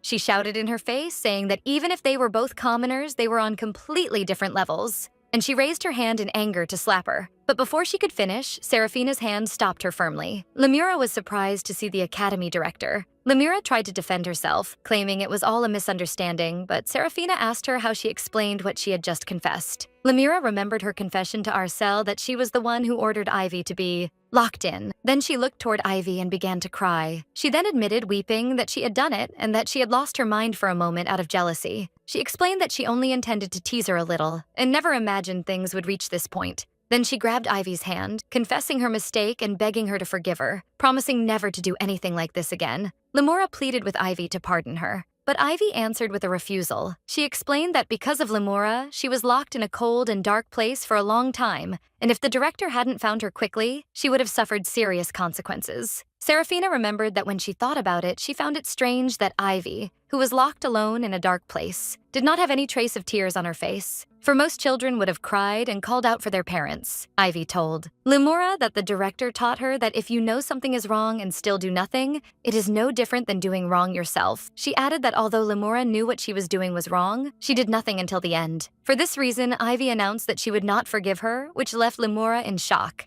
Then Serafina intervened, saying it was time to impose the punishment. Serafina told Limura not to be afraid, for her punishment was simple. She must sincerely apologize to Ivy every day until Ivy forgives her. Limura was shocked and asked what she meant by that. She rejected the punishment, saying she preferred to receive negative points or any other penalty. But Serafina told her there were no other options, and that her punishment would increase if she refused. Limura found no escape but to run away. Serafina sighed, saying she had hoped the matter would end peacefully as Ivy wanted, but she never expected Limura to run away just because she didn't want to apologize. Meanwhile, Arcel asked Ivy if she still hadn't changed her mind about forgiving the one who harmed her and keeping the matter a secret from the other children. Ivy confirmed that her feelings hadn't changed. She explained that this was the way the director always acted. The next day in the cafeteria, Ivy was the center of everyone's attention. Students were whispering about her being the child who was lost the day before, and that the Imperial Palace was in a state of chaos because of her. Ivy felt uncomfortable from all these looks. She decided to take her food and move to a quiet corner. While she was taking a sandwich, Limura suddenly appeared before her. Ivy wondered if she had come to apologize, but Limura took a sandwich and left without saying a word. Ivy felt disappointed, but thought she might still need some time, remembering that the children in the shelter also took time before they apologized. While she was looking for a place to sit and eat her food, a girl asked if she could sit with her. Ivy agreed immediately, and was shocked when she recognized her. She realized that this girl was her roommate, Irene. Ivy was surprised by her presence and asked her if it was okay not to eat with her friends. Irene replied that she wanted to talk to her today because they hadn't spent much time together despite being roommates. Ivy strongly denied that it was uncomfortable for her and apologized for raising her voice unintentionally, explaining that she was so happy that she couldn't help herself. Irene told her she understood and asked her to eat first because she looked hungry. Irene thought to herself how cute Ivy was. On the day of admission, Irene's friends were wondering about the identity of her roommate, expecting she would be at least of the same status. Irene entered her room and was impressed by it. Then she thought the garden might be better seen from the next room. When she entered the other room, she saw a small uniform hanging. The small uniform greatly impressed her. The southern region of the empire, where Irene was born and raised, was known for its inhabitants being slightly larger than the inhabitants of other regions.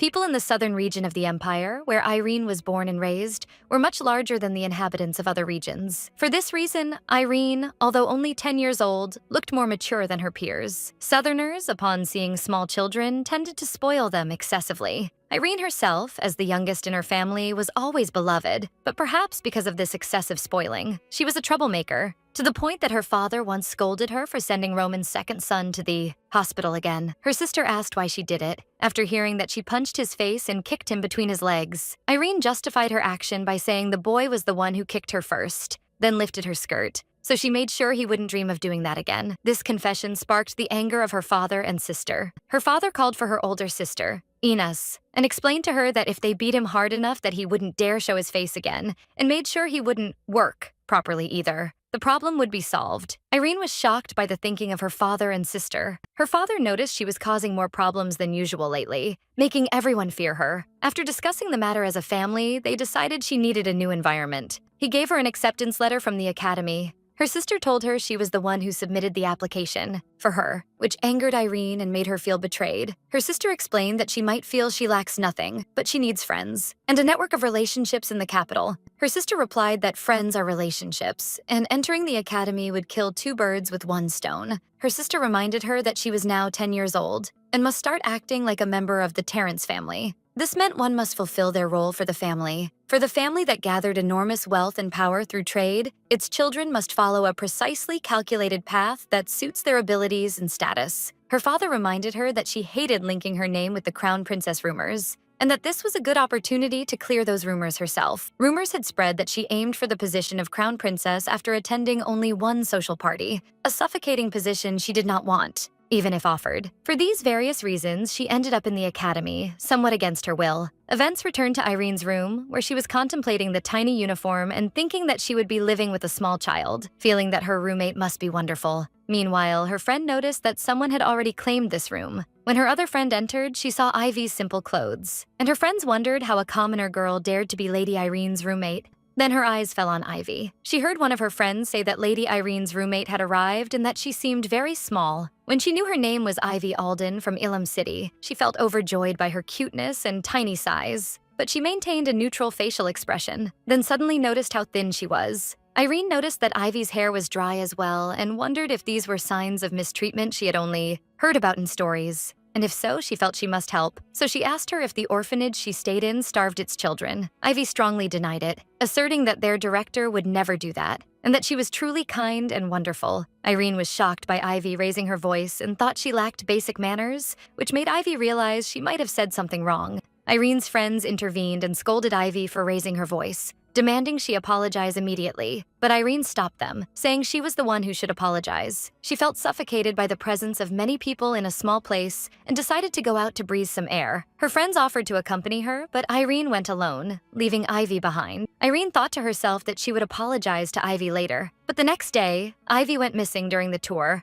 and Irene didn't get a chance to explain properly. She felt guilty, believing that everything was her fault and that she hadn't paid enough attention to her roommate. And at this rate, she would never have any friend. In the cafeteria, Irene called Ivy and said she wanted to apologize to her. She apologized for rushing to conclusions about the orphanage, explaining she heard bad rumors and misunderstood, and that she never meant to insult the people who truly cared for her. Irene apologized sincerely. Ivy told her that, honestly, whenever people heard she lived in an orphanage, they always pitied her, and every time it hurt her feelings, for the director was always doing her best for them. Irene wondered how much pain she caused Ivy and felt she might not be forgiven, but Ivy smiled and told her she was the first person to ever apologize to her and thanked her very much. Irene was deeply touched. Ivy also thanked Irene for yesterday's meal. Irene asked in shock how she knew. Ivy told her that one of the staff members told her that she asked about her in a hurry after hearing she was missing. Irene admitted she was really worried after her disappearance and afraid that something bad had happened to her. She commented that Ivy was small and cute, which caused her confusion. Ivy thought to herself that she had thought Lady Irene was noble and mature, like a princess from fairy tales. She realized she had this side as well. The two continued to laugh and exchange conversation for a while. Until Luska and Arcel arrived, they suggested eating with them. Ivy welcomed Arcel warmly. Luska asked Irene for her name, remembering she was from the Terrence family.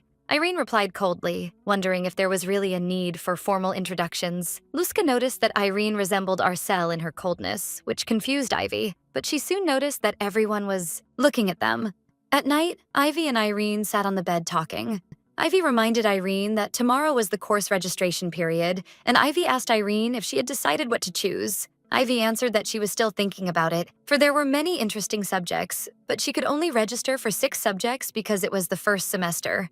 Ivy asked Irene how she decided on her subjects, and she replied that her family decided that for her, so she didn't have to worry much. Ivy was surprised that this was possible and apologized immediately, but Irene reassured her that she didn't have any specific subjects she wanted to study anyway. Irene wished that Ivy could register for the subject she really wanted, and asked her to tell her if there was any fun class. The next day, Ivy sat in confusion before the course registration papers.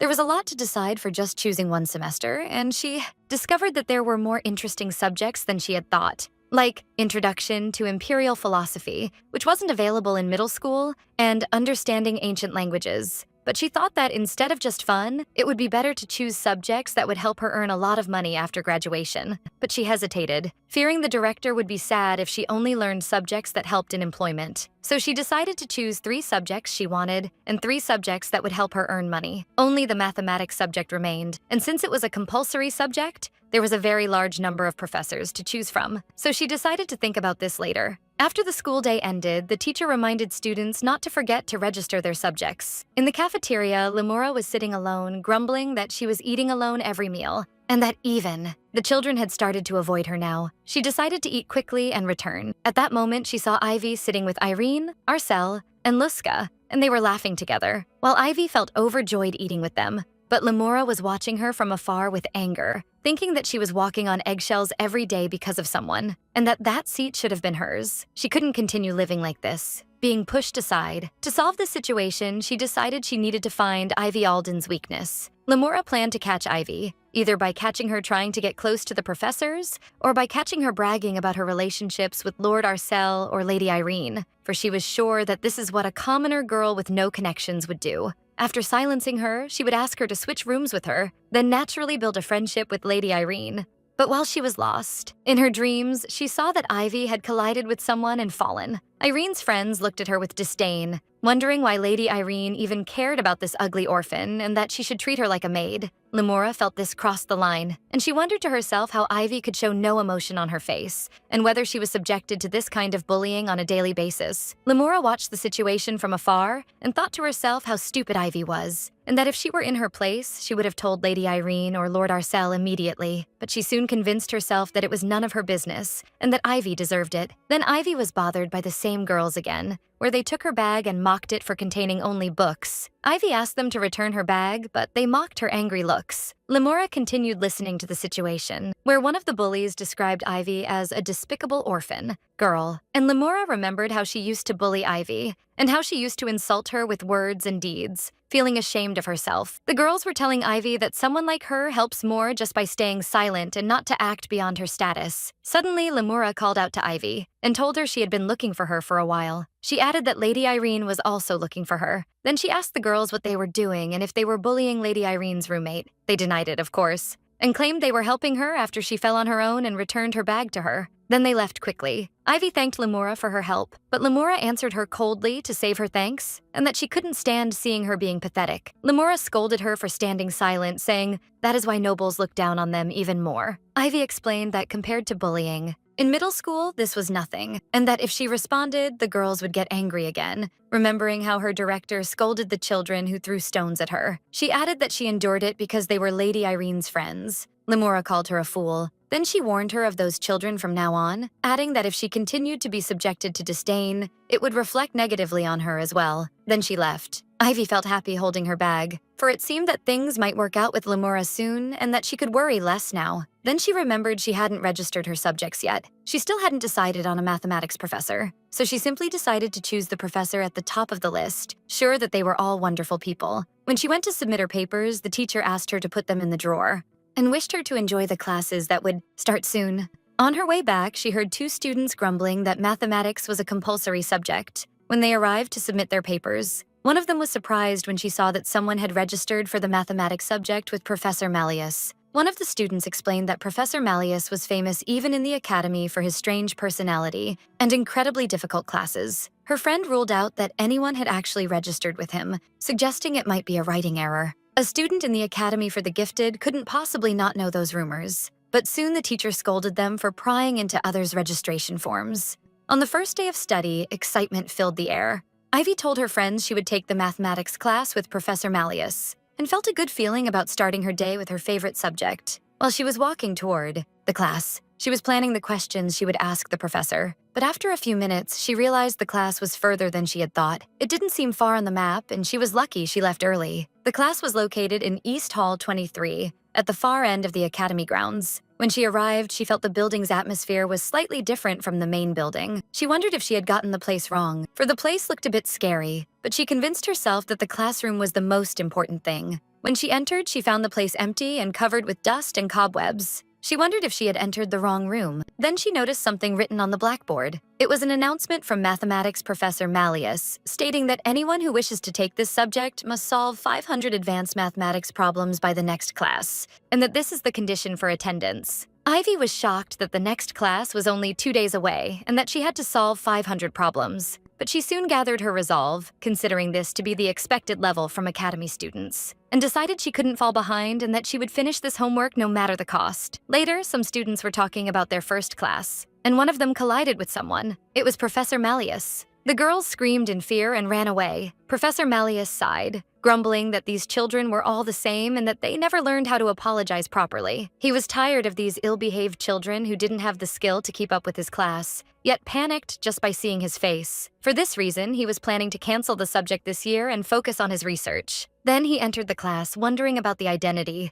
of the bold fool who registered for his class. He found Ivy, who welcomed him enthusiastically. He looked at her coldly and asked if that was the annoying brat. Professor Malleus seriously asked Ivy if she had finished the homework he assigned her. Ivy replied hesitantly that she had worked on it. However, she couldn't solve everything because there was one problem she didn't understand. The professor smiled mockingly, said he knew it, and declared the class over. Since she didn't finish the assignment, she was unqualified to take his class. He ordered her to go back and cancel her registration for the subject immediately. Ivy begged him to wait a moment and allow her just one question, but he refused, saying the class was over and that he was a busy man. Ivy asked him sadly if it was too much to ask, as she specifically wanted to ask him. The professor sighed and asked her about her question. Ivy explained that she wanted to learn the formula used in this problem because she couldn't understand it from the book.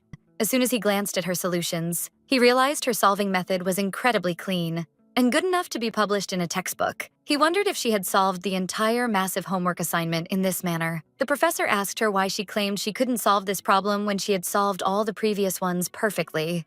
Ivy replied innocently that this problem was of a completely different type. The professor exploded in anger, saying this was ridiculous and that both problems used the exact same formula. Then he ordered her to sit down, saying he would explain clearly where she made her careless mistake. He thought to himself how she had fallen into the trap just because he slightly changed the format of the question. He began the explanation, showing her where she should start interpreting the problem and how to organize the formula correctly. Then he wrote the solution on the blackboard, explaining that the answer comes out simply. He asked her if she understood now, and Ivy replied enthusiastically that she understood completely, expressing her admiration for how easy the solution was after his explanation. The professor felt flattered but hid it, saying there was no need for all this fuss. He was a professor after all. Ivy added that she believed she could solve the rest of the problems now. The professor commented that it seemed she wasn't a total fool. Then he looked at the clock, realizing he had intended to leave immediately. Ivy thanked him for his time and apologized for keeping him so long due to her shortcoming. She told him that she would go to cancel the subject now, but he told her to forget about it. He said there was no need to cancel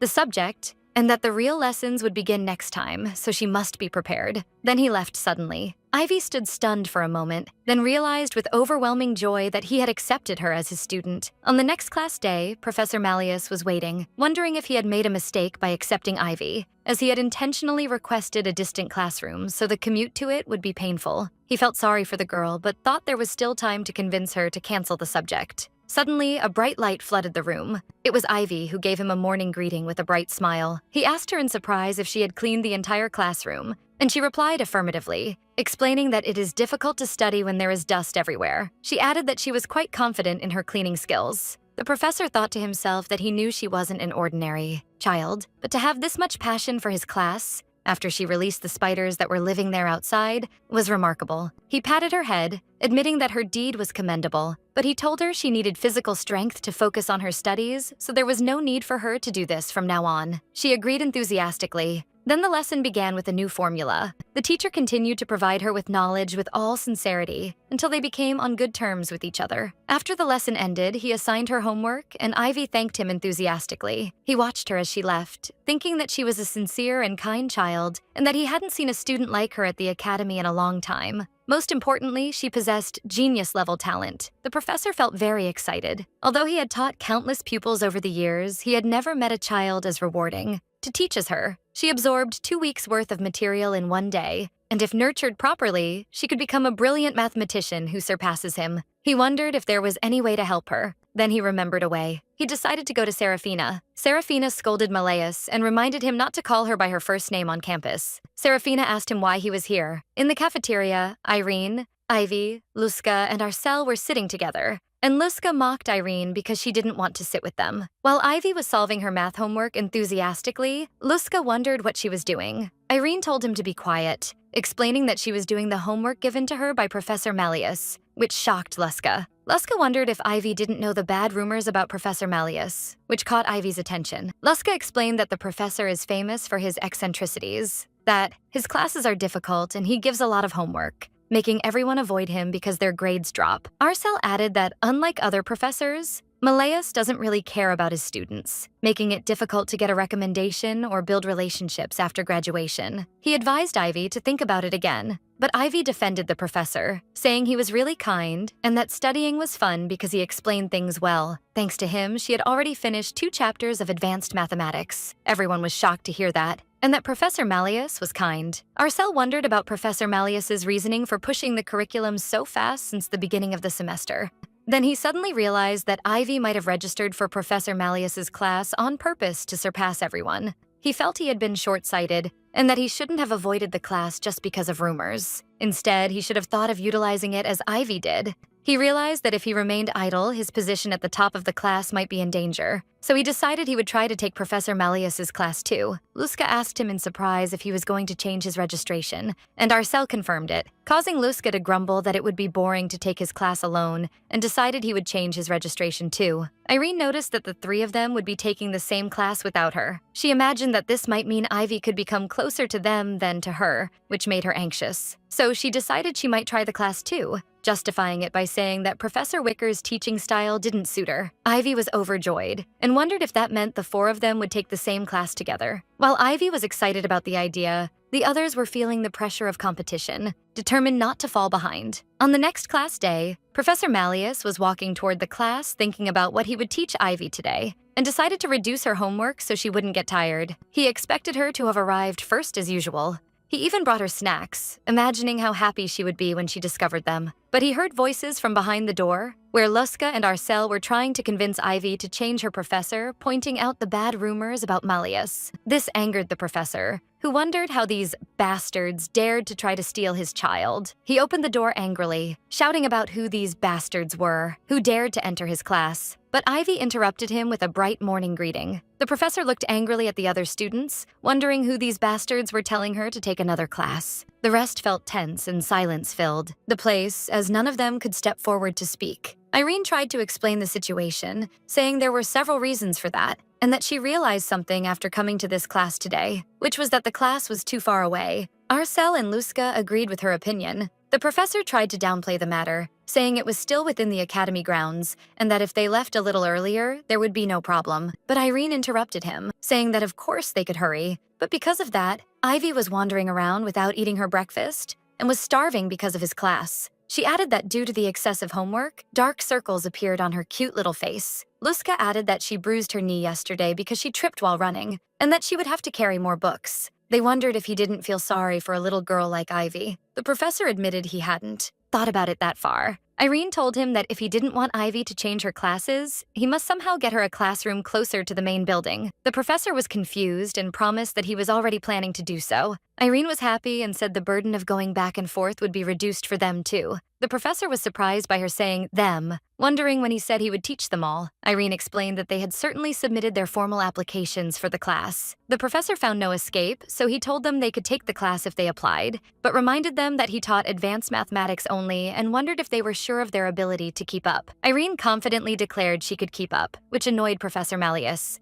So he decided to give them a problem, and if they could solve it, he would allow them to join the class. He gave them a time limit of only 15 minutes, saying if they couldn't handle this, it would be difficult for them to take his class. Ivy looked at the problem and realized it was much harder than what she had learned, wondering if they would be able to solve it. The test began, and after only 2 minutes, Arcel announced he would finish his answer, much to the surprise of the others. The professor took his paper and was impressed by his clean calculations and perfect solution, admitting that he was indeed the son of Duke Kalen. The professor announced his success reluctantly, and Arcel looked forward to working with him. After 8 minutes, Luska announced that he had solved it too. The professor wondered how he did it.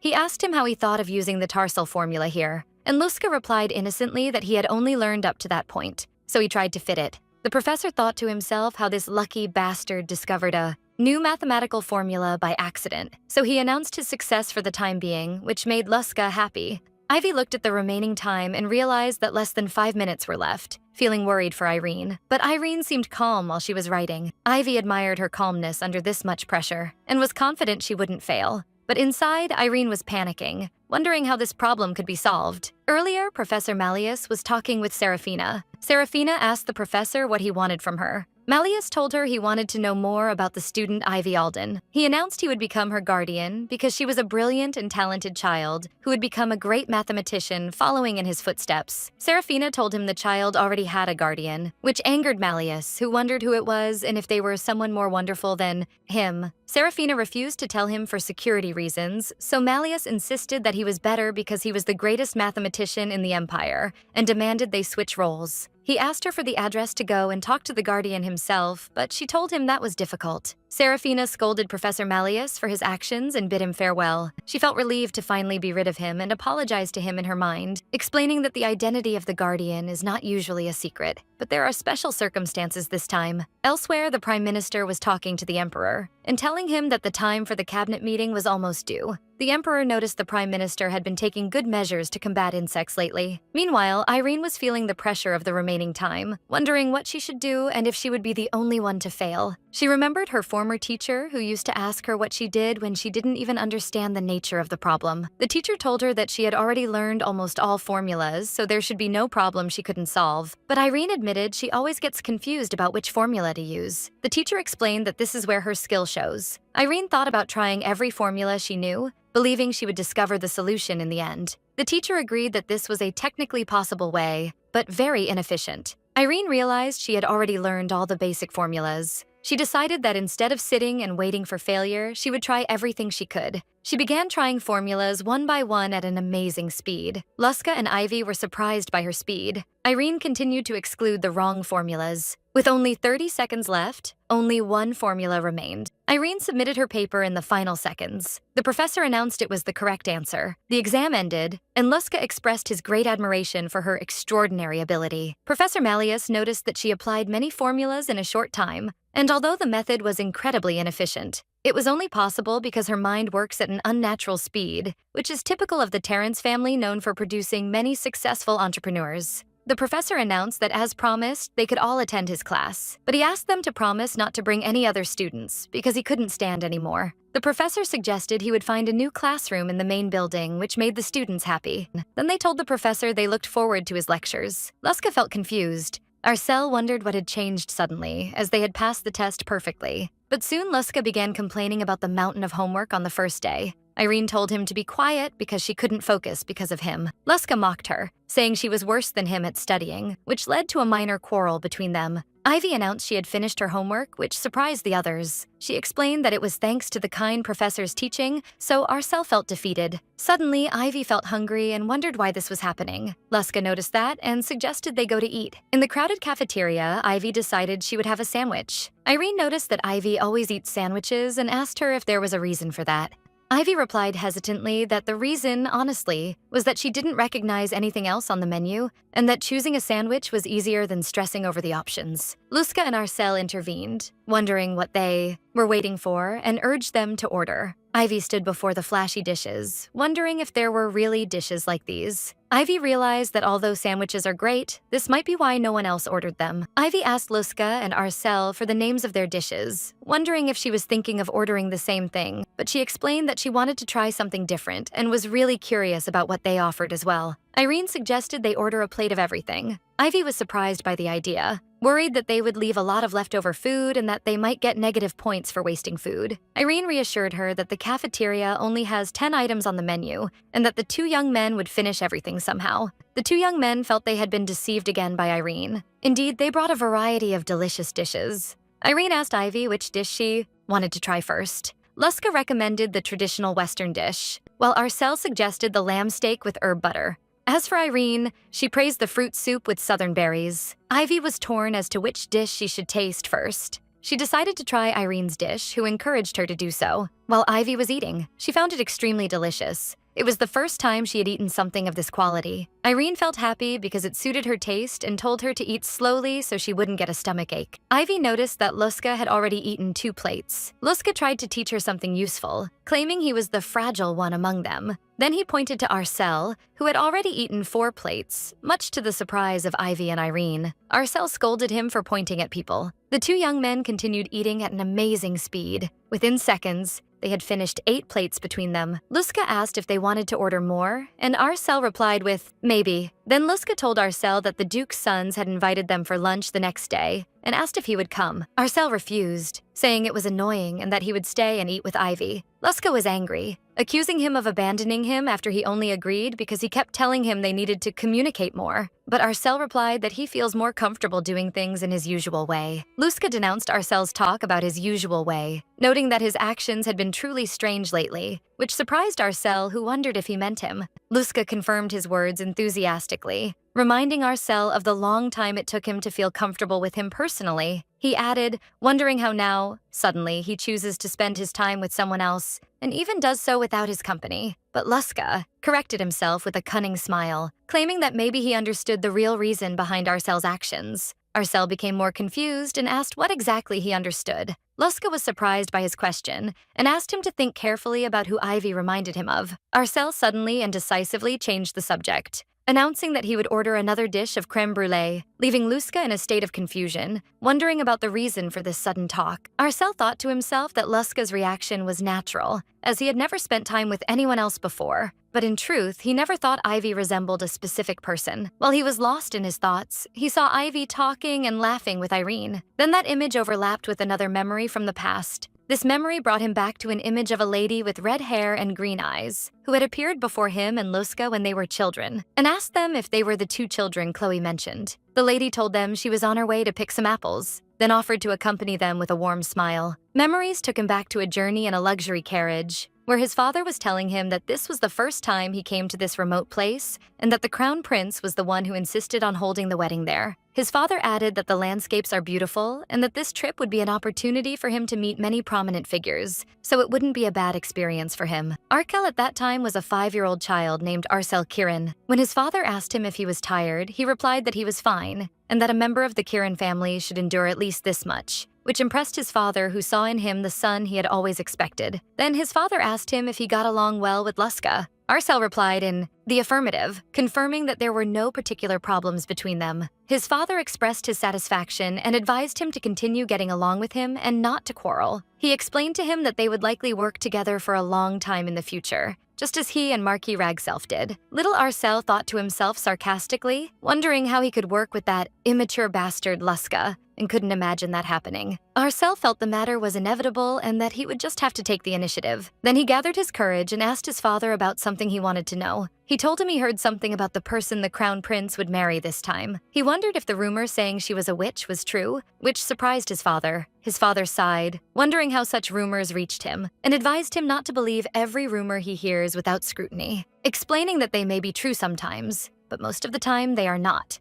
At that moment, the carriage driver announced their arrival. His father said he trusts that Arcel understood what he meant, and asked him to go for a walk while preparations were underway. When they got out of the carriage, another man greeted them, welcoming Duke Kirin and apologizing for being late. The Duke asked him how things were progressing, and he replied that they had just begun preparing, which prompted the Duke to urge them to hurry. Arcel set off on his walk and soon spotted Luska running, so he called out to him, asking where he was rushing like that. Luska welcomed him in surprise. Luska told him he was bored, so he decided to go play in the forest and asked him enthusiastically if the idea sounded fun, which made Arcel hesitate and think about the forest. Arcel remembered at that moment a stern warning he received in the past, where he was advised never to enter the forest alone without a specific reason, and to take a night with him if he had to, as he might lose his way, and dangers would loom with the onset of darkness. But Luska did not care about these fears, and announced that if Arcel was not coming, he would go alone. So he set off quickly, prompting Arcel to shout, trying to stop him. Arcel caught up with him, shouting that the forest is a dangerous place, wondering anxiously what he would do if he lost his way. In the midst of their running, the red-haired lady suddenly appeared before them, greeted them,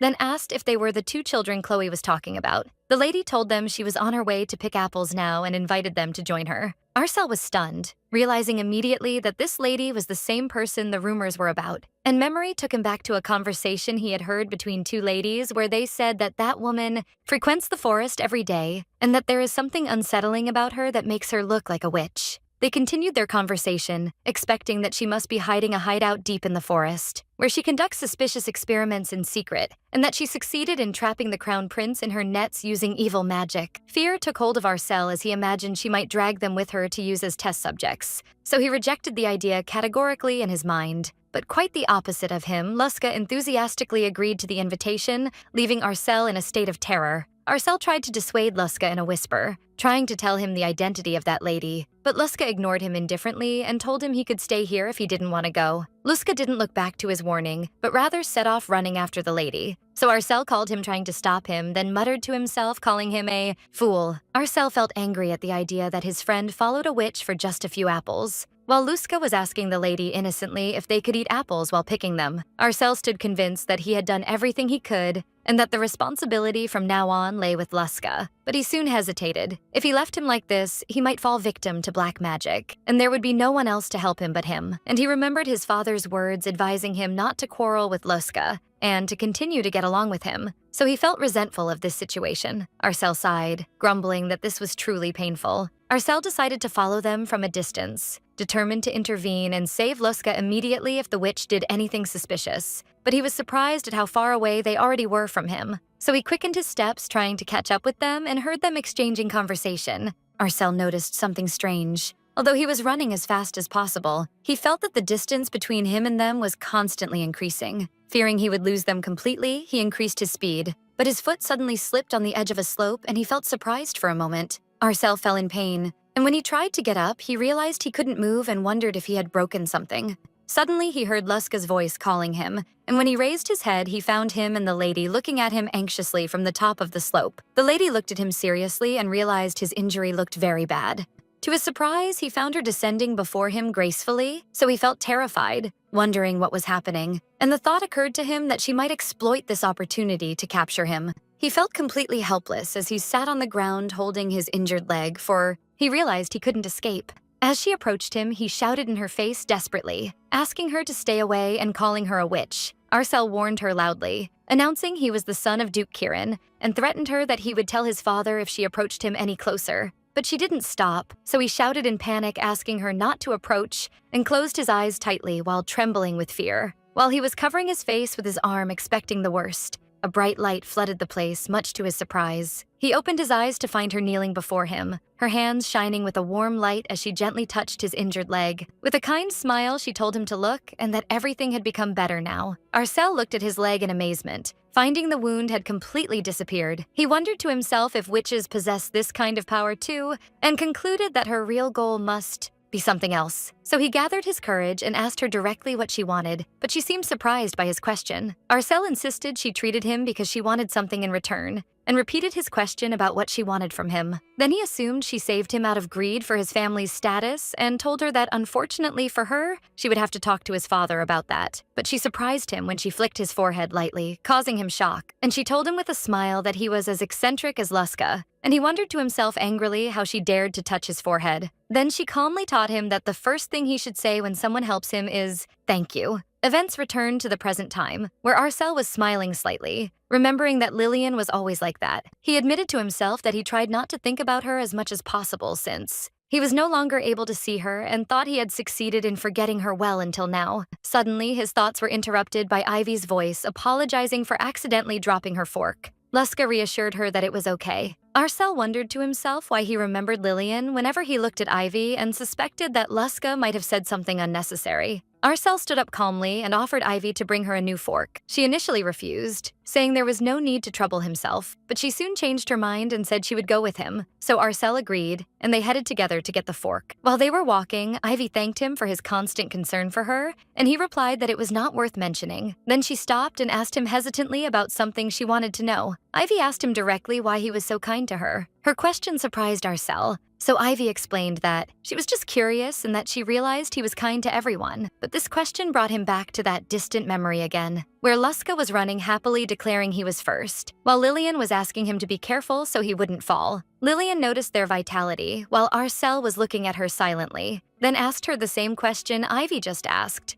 Why was she so kind to them? He admitted to her that they believed the rumors and called her a witch. Luska teased him, noting that he was the only one who doubted her and even hurt his leg. Lillian laughed at the situation, while Arcel was angry at his comment. Luska commented that he didn't know what he did, but she interrupted their quarrel, saying she actually knew the reason. Then Lillian placed her hands on their heads tenderly and told them they would one day become very important people to her child. Lillian added that she expects they will spend a long time together and that thanks to them, that child will grow up very happy. Then she placed her hands on their small faces, explaining they would be sad together sometimes and rejoice together at other times. And she asked them to become good friends to her child. Ivy's anxious voice brought him back to reality, as she was calling his name and asking him if he was okay. Ivy noticed his absence of mind, so she apologized for her sudden question and told him there was no need to answer if he didn't want to. but Arcel smiled calmly and answered her that the reason was that they are friends. Shyness took hold of Ivy, whose face turned red as she repeated the word friends in her head. That moment was interrupted by the voice of Luska and Irene calling them. Luska wondered what they were doing, accusing Arcel of trying to monopolize Ivy for himself, and urged them to hurry and return. With a sudden enthusiasm, Ivy moved before Arcel and invited him to return to the table. Arcel smiled as he watched her and thought to himself that although the idea might seem ridiculous, he wondered why Ivy, and while the others were exchanging conversation and jokes, the idea was completed in his head, wondering,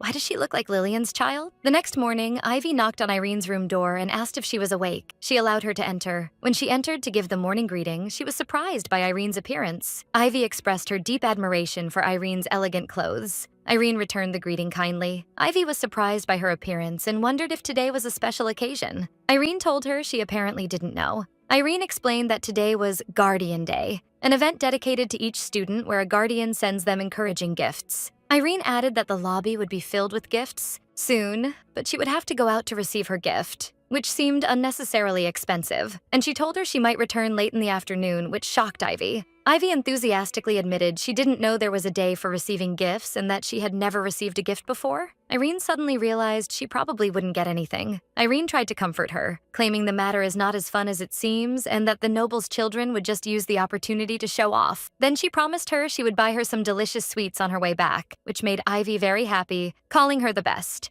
Irene looked at the clock and realized she must go now. She bid farewell to Ivy, who wished her a safe trip. Ivy stood in the lobby fascinated by the scene, as piles of gifts filled the place, and realized this was the Guardian Day event. She had never seen this amount of gift boxes in her life before and decided to move forward to see the scene up close. But she heard two students whispering in surprise about why she was here, asserting that she wouldn't get a gift anyway and that she was spoiling the atmosphere. Ivy's features changed, and she thought to herself that Irene's words were correct and that she should watch for a bit and then return. At that moment, one of the teachers caught everyone's attention and announced she would start calling names to deliver the gifts. When she called Alicia Lydia, a girl stepped forward enthusiastically to receive her gift, which turned out to be a jeweled pin that impressed the students, while Alicia pretended the matter was not worth all the fuss. The employee continued calling out names such as Hemart Vermeulen, Jovia Schultz, and Raoul Nessler, and the students stepped forward happily to receive their gifts.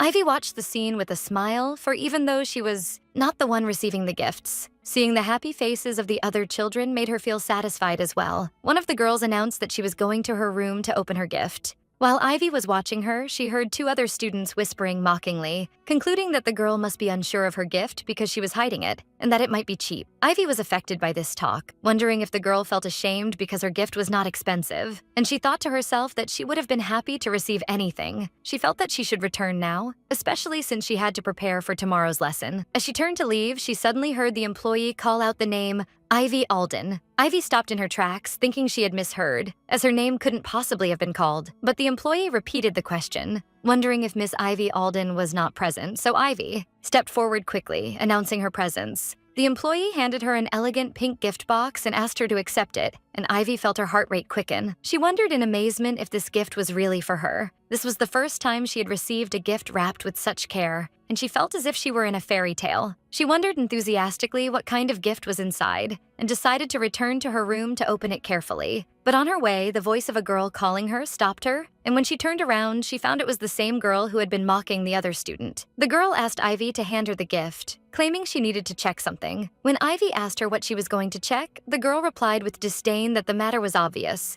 and that there was something wrong, as a poor girl from an orphanage could not receive such a luxury gift. Ivy hesitated, believing that it couldn't be true. The other students began to whisper, agreeing with the girl and wondering if Ivy had taken someone else's gift by mistake, and even doubted the existence of a guardian for her in the first place. Ivy tried to defend herself, asserting that her name was clearly written on the gift, but the girl did not believe her, claiming that the name itself might be written incorrectly, and mockingly asked her what made her think she deserved it. Then she ordered her to hand it over, but another voice interrupted them, ordering them to stop this.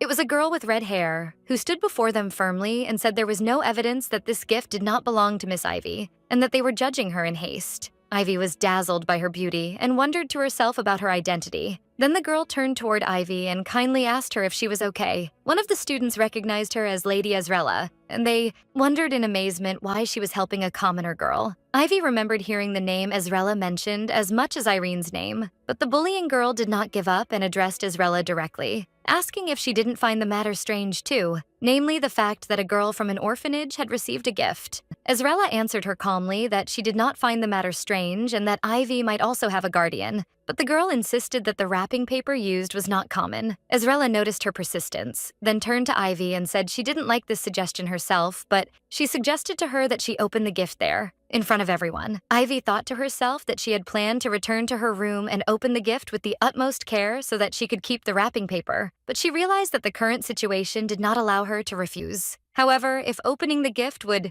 remove the misunderstanding, she decided to ask them to wait for a moment. She began to untie the ribbon gently, trying not to wrinkle the wrapping paper. But the bullying girl lost her patience and grumbled angrily how frustrating this situation was, then snatched the gift from her hands, shouting at her to stop stalling. Ivy fell backward while the wrapping paper was violently torn. With a mocking smile, the girl said she was right and that the sorry state of the gift indicated it was indeed intended for Ivy. She continued her mockery, saying that it was not expected for a girl from an orphanage to get a decent guardian anyway. Then she carried the small wooden box that was inside with disgust, claiming it looked so dirty that she didn't even want to hold it anymore. Then she threw the box toward her with disdain, declaring that she could have it back. The box opened in the air and a black ball fell out onto the ground. Ivy sat on the floor looking at the ball with tears in her eyes. The other students began to whisper, wondering about the nature of that gift and guessing it was just a rock. Two students mocked the situation, and one of them wondered if this was really her gift, to which the other replied that it suited her level perfectly. The bullying girl continued her mockery, considering the matter funny and wondering where someone could pick up such a stone, while another suggested that maybe it was from the orphanage yard. Ezrella approached Ivy and asked her if she was okay. She admitted to herself that she didn't expect things to get this bad. While the bullying students were laughing, Ivy clenched her hand as she sat on the floor next to the stone. Ivy interrupted them and told them that throwing the gift was crossing the line. Ivy stood up, picked up the ball, and loudly declared that although this gift might not seem valuable to others, to her, it was a precious gift from her guardian. As soon as she said that, the black stone in her hand began to glow with a bright golden light, much to her surprise. Ivy wondered to herself what this light was and how the stone was glowing. The other students were stunned, wondering what was happening and admitting they had never seen anything like this before. Suddenly, one of the students recognized the stone and screamed that it was a magic stone. One of the books explained that a magic stone is a mysterious stone that holds magical power within it. It is considered a precious treasure since ancient times due to its rarity, showing different effects according to its size and type, and is of high value as collectibles not only for mages but for high-ranking nobles as well. The students wondered in amazement if magic stones were that rare, and another added she had heard that a stone the size of a fingernail was more expensive than a diamond ring, so they concluded that Ivy's guardian must be a great figure. Ivy was holding the glowing stone, amazed by its light, but she noticed it was warmer than anything else. Soon the atmosphere changed completely as the students crowded around her, and one of them asked to touch it, while another wanted to see it up close. The glowing stone sparked the excitement of the students who crowded around Ivy, expressing their desire to touch it even just once. Ivy felt confused by this sudden attention and asked them to wait. From a distance, Ezrella was watching the situation. Then she let out a loud laugh, which caught the attention of everyone around her. Then she stepped forward, apologizing and admitting that she couldn't help herself because the scene was so amusing. Ezrella surprised everyone by announcing that she had realized from the first moment that this magic stone was fake. She explained, as everyone knows, that the capital's markets have recently been filled with street vendors selling imitation rocks that resemble magic stones. Accordingly, she confidently concluded that the gift Miss Ivy received is nothing but a cheap imitation integrated with some simple and laughable magic. The students' attitudes quickly changed as they began to agree with Ezrella, noting that the stone looked different now, and wondering logically who would gift an expensive magic stone. As for Ivy, she looked at the stone in silence, thinking to herself that it didn't matter to her whether the gift was real or fake, and all that saddened her was her wondering why things always ended this way for her. A familiar voice interrupted her silence, wondering what exactly was happening, and Ivy immediately recognized its owner. It was Irene who suddenly appeared and looked at the scene sharply. Ivy was surprised by her arrival, Ezrella commented coldly on Irene's striking appearance, noting that this style had not changed in her and addressing her as Irene Terran. This encounter brought back to Ezrella's mind memories of the past, when she was known as the flower of high society and the object of every girl's envy. She was enjoying her status at one of her parties, until the arrival of that person was announced. It was the first time the youngest daughter of the Terran family had appeared in high society, and she stole the spotlight from her. At that party, Ezrella asked the others to make way and welcomed Lady Irene as the hostess of the party. As a token of welcome, she offered her a small gift, but she noticed that the table was already full of Irene's gifts. So she took the initiative in a condescending manner to offer to remove those modest gifts.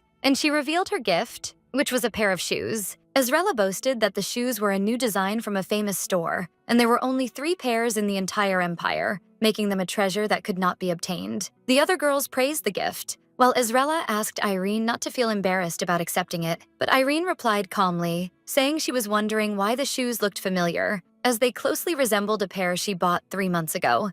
Ezrella was shocked, so Irene added that this style was already considered old in the South. Ezrella did not believe what she heard, asserting that the designer himself had told her otherwise. The students were whispering about Irene's boldness in treating the arrogant Ezrella, expressing their desire to get close to her. As for Ezrella, she was seething with anger, thinking to herself that Irene's late appearance and stealing her status were not enough, but she had to humiliate her as well. Ezrella thought about everything she hated in Irene, starting from that look that made her feel as if Irene was looking down at her, to that reserved attitude that showed no weakness at all. She admitted in her heart that she didn't like anything about Irene, and even now, by appearing at this decisive moment, she was doing nothing but ruining her plans again. Ezrella stepped toward Irene with confident strides and addressed her in a pretentious manner, claiming she thought Lady Irene was under the influence of a simple misunderstanding. Irene replied coldly, asking what misunderstanding she was talking about, then demanded she explain to her exactly what was going on here. Ezrella tried to justify her position, claiming she was just trying to restore order and that Miss Ivy was causing a commotion by showing off a fake magic stone as if it were real. Irene repeated her words slowly, asking if she was saying it was a fake magic stone. Ezrella smiled mockingly and said this seemed logical. Since Lady Irene had not stayed in the capital long, it was natural she would not be aware of the matter. Ezrella continued her explanation, clarifying that imitation magic stones had spread widely in the markets recently, and despite that, Miss Ivy stubbornly insisted her stone was genuine. Then she sighed in a theatrical manner,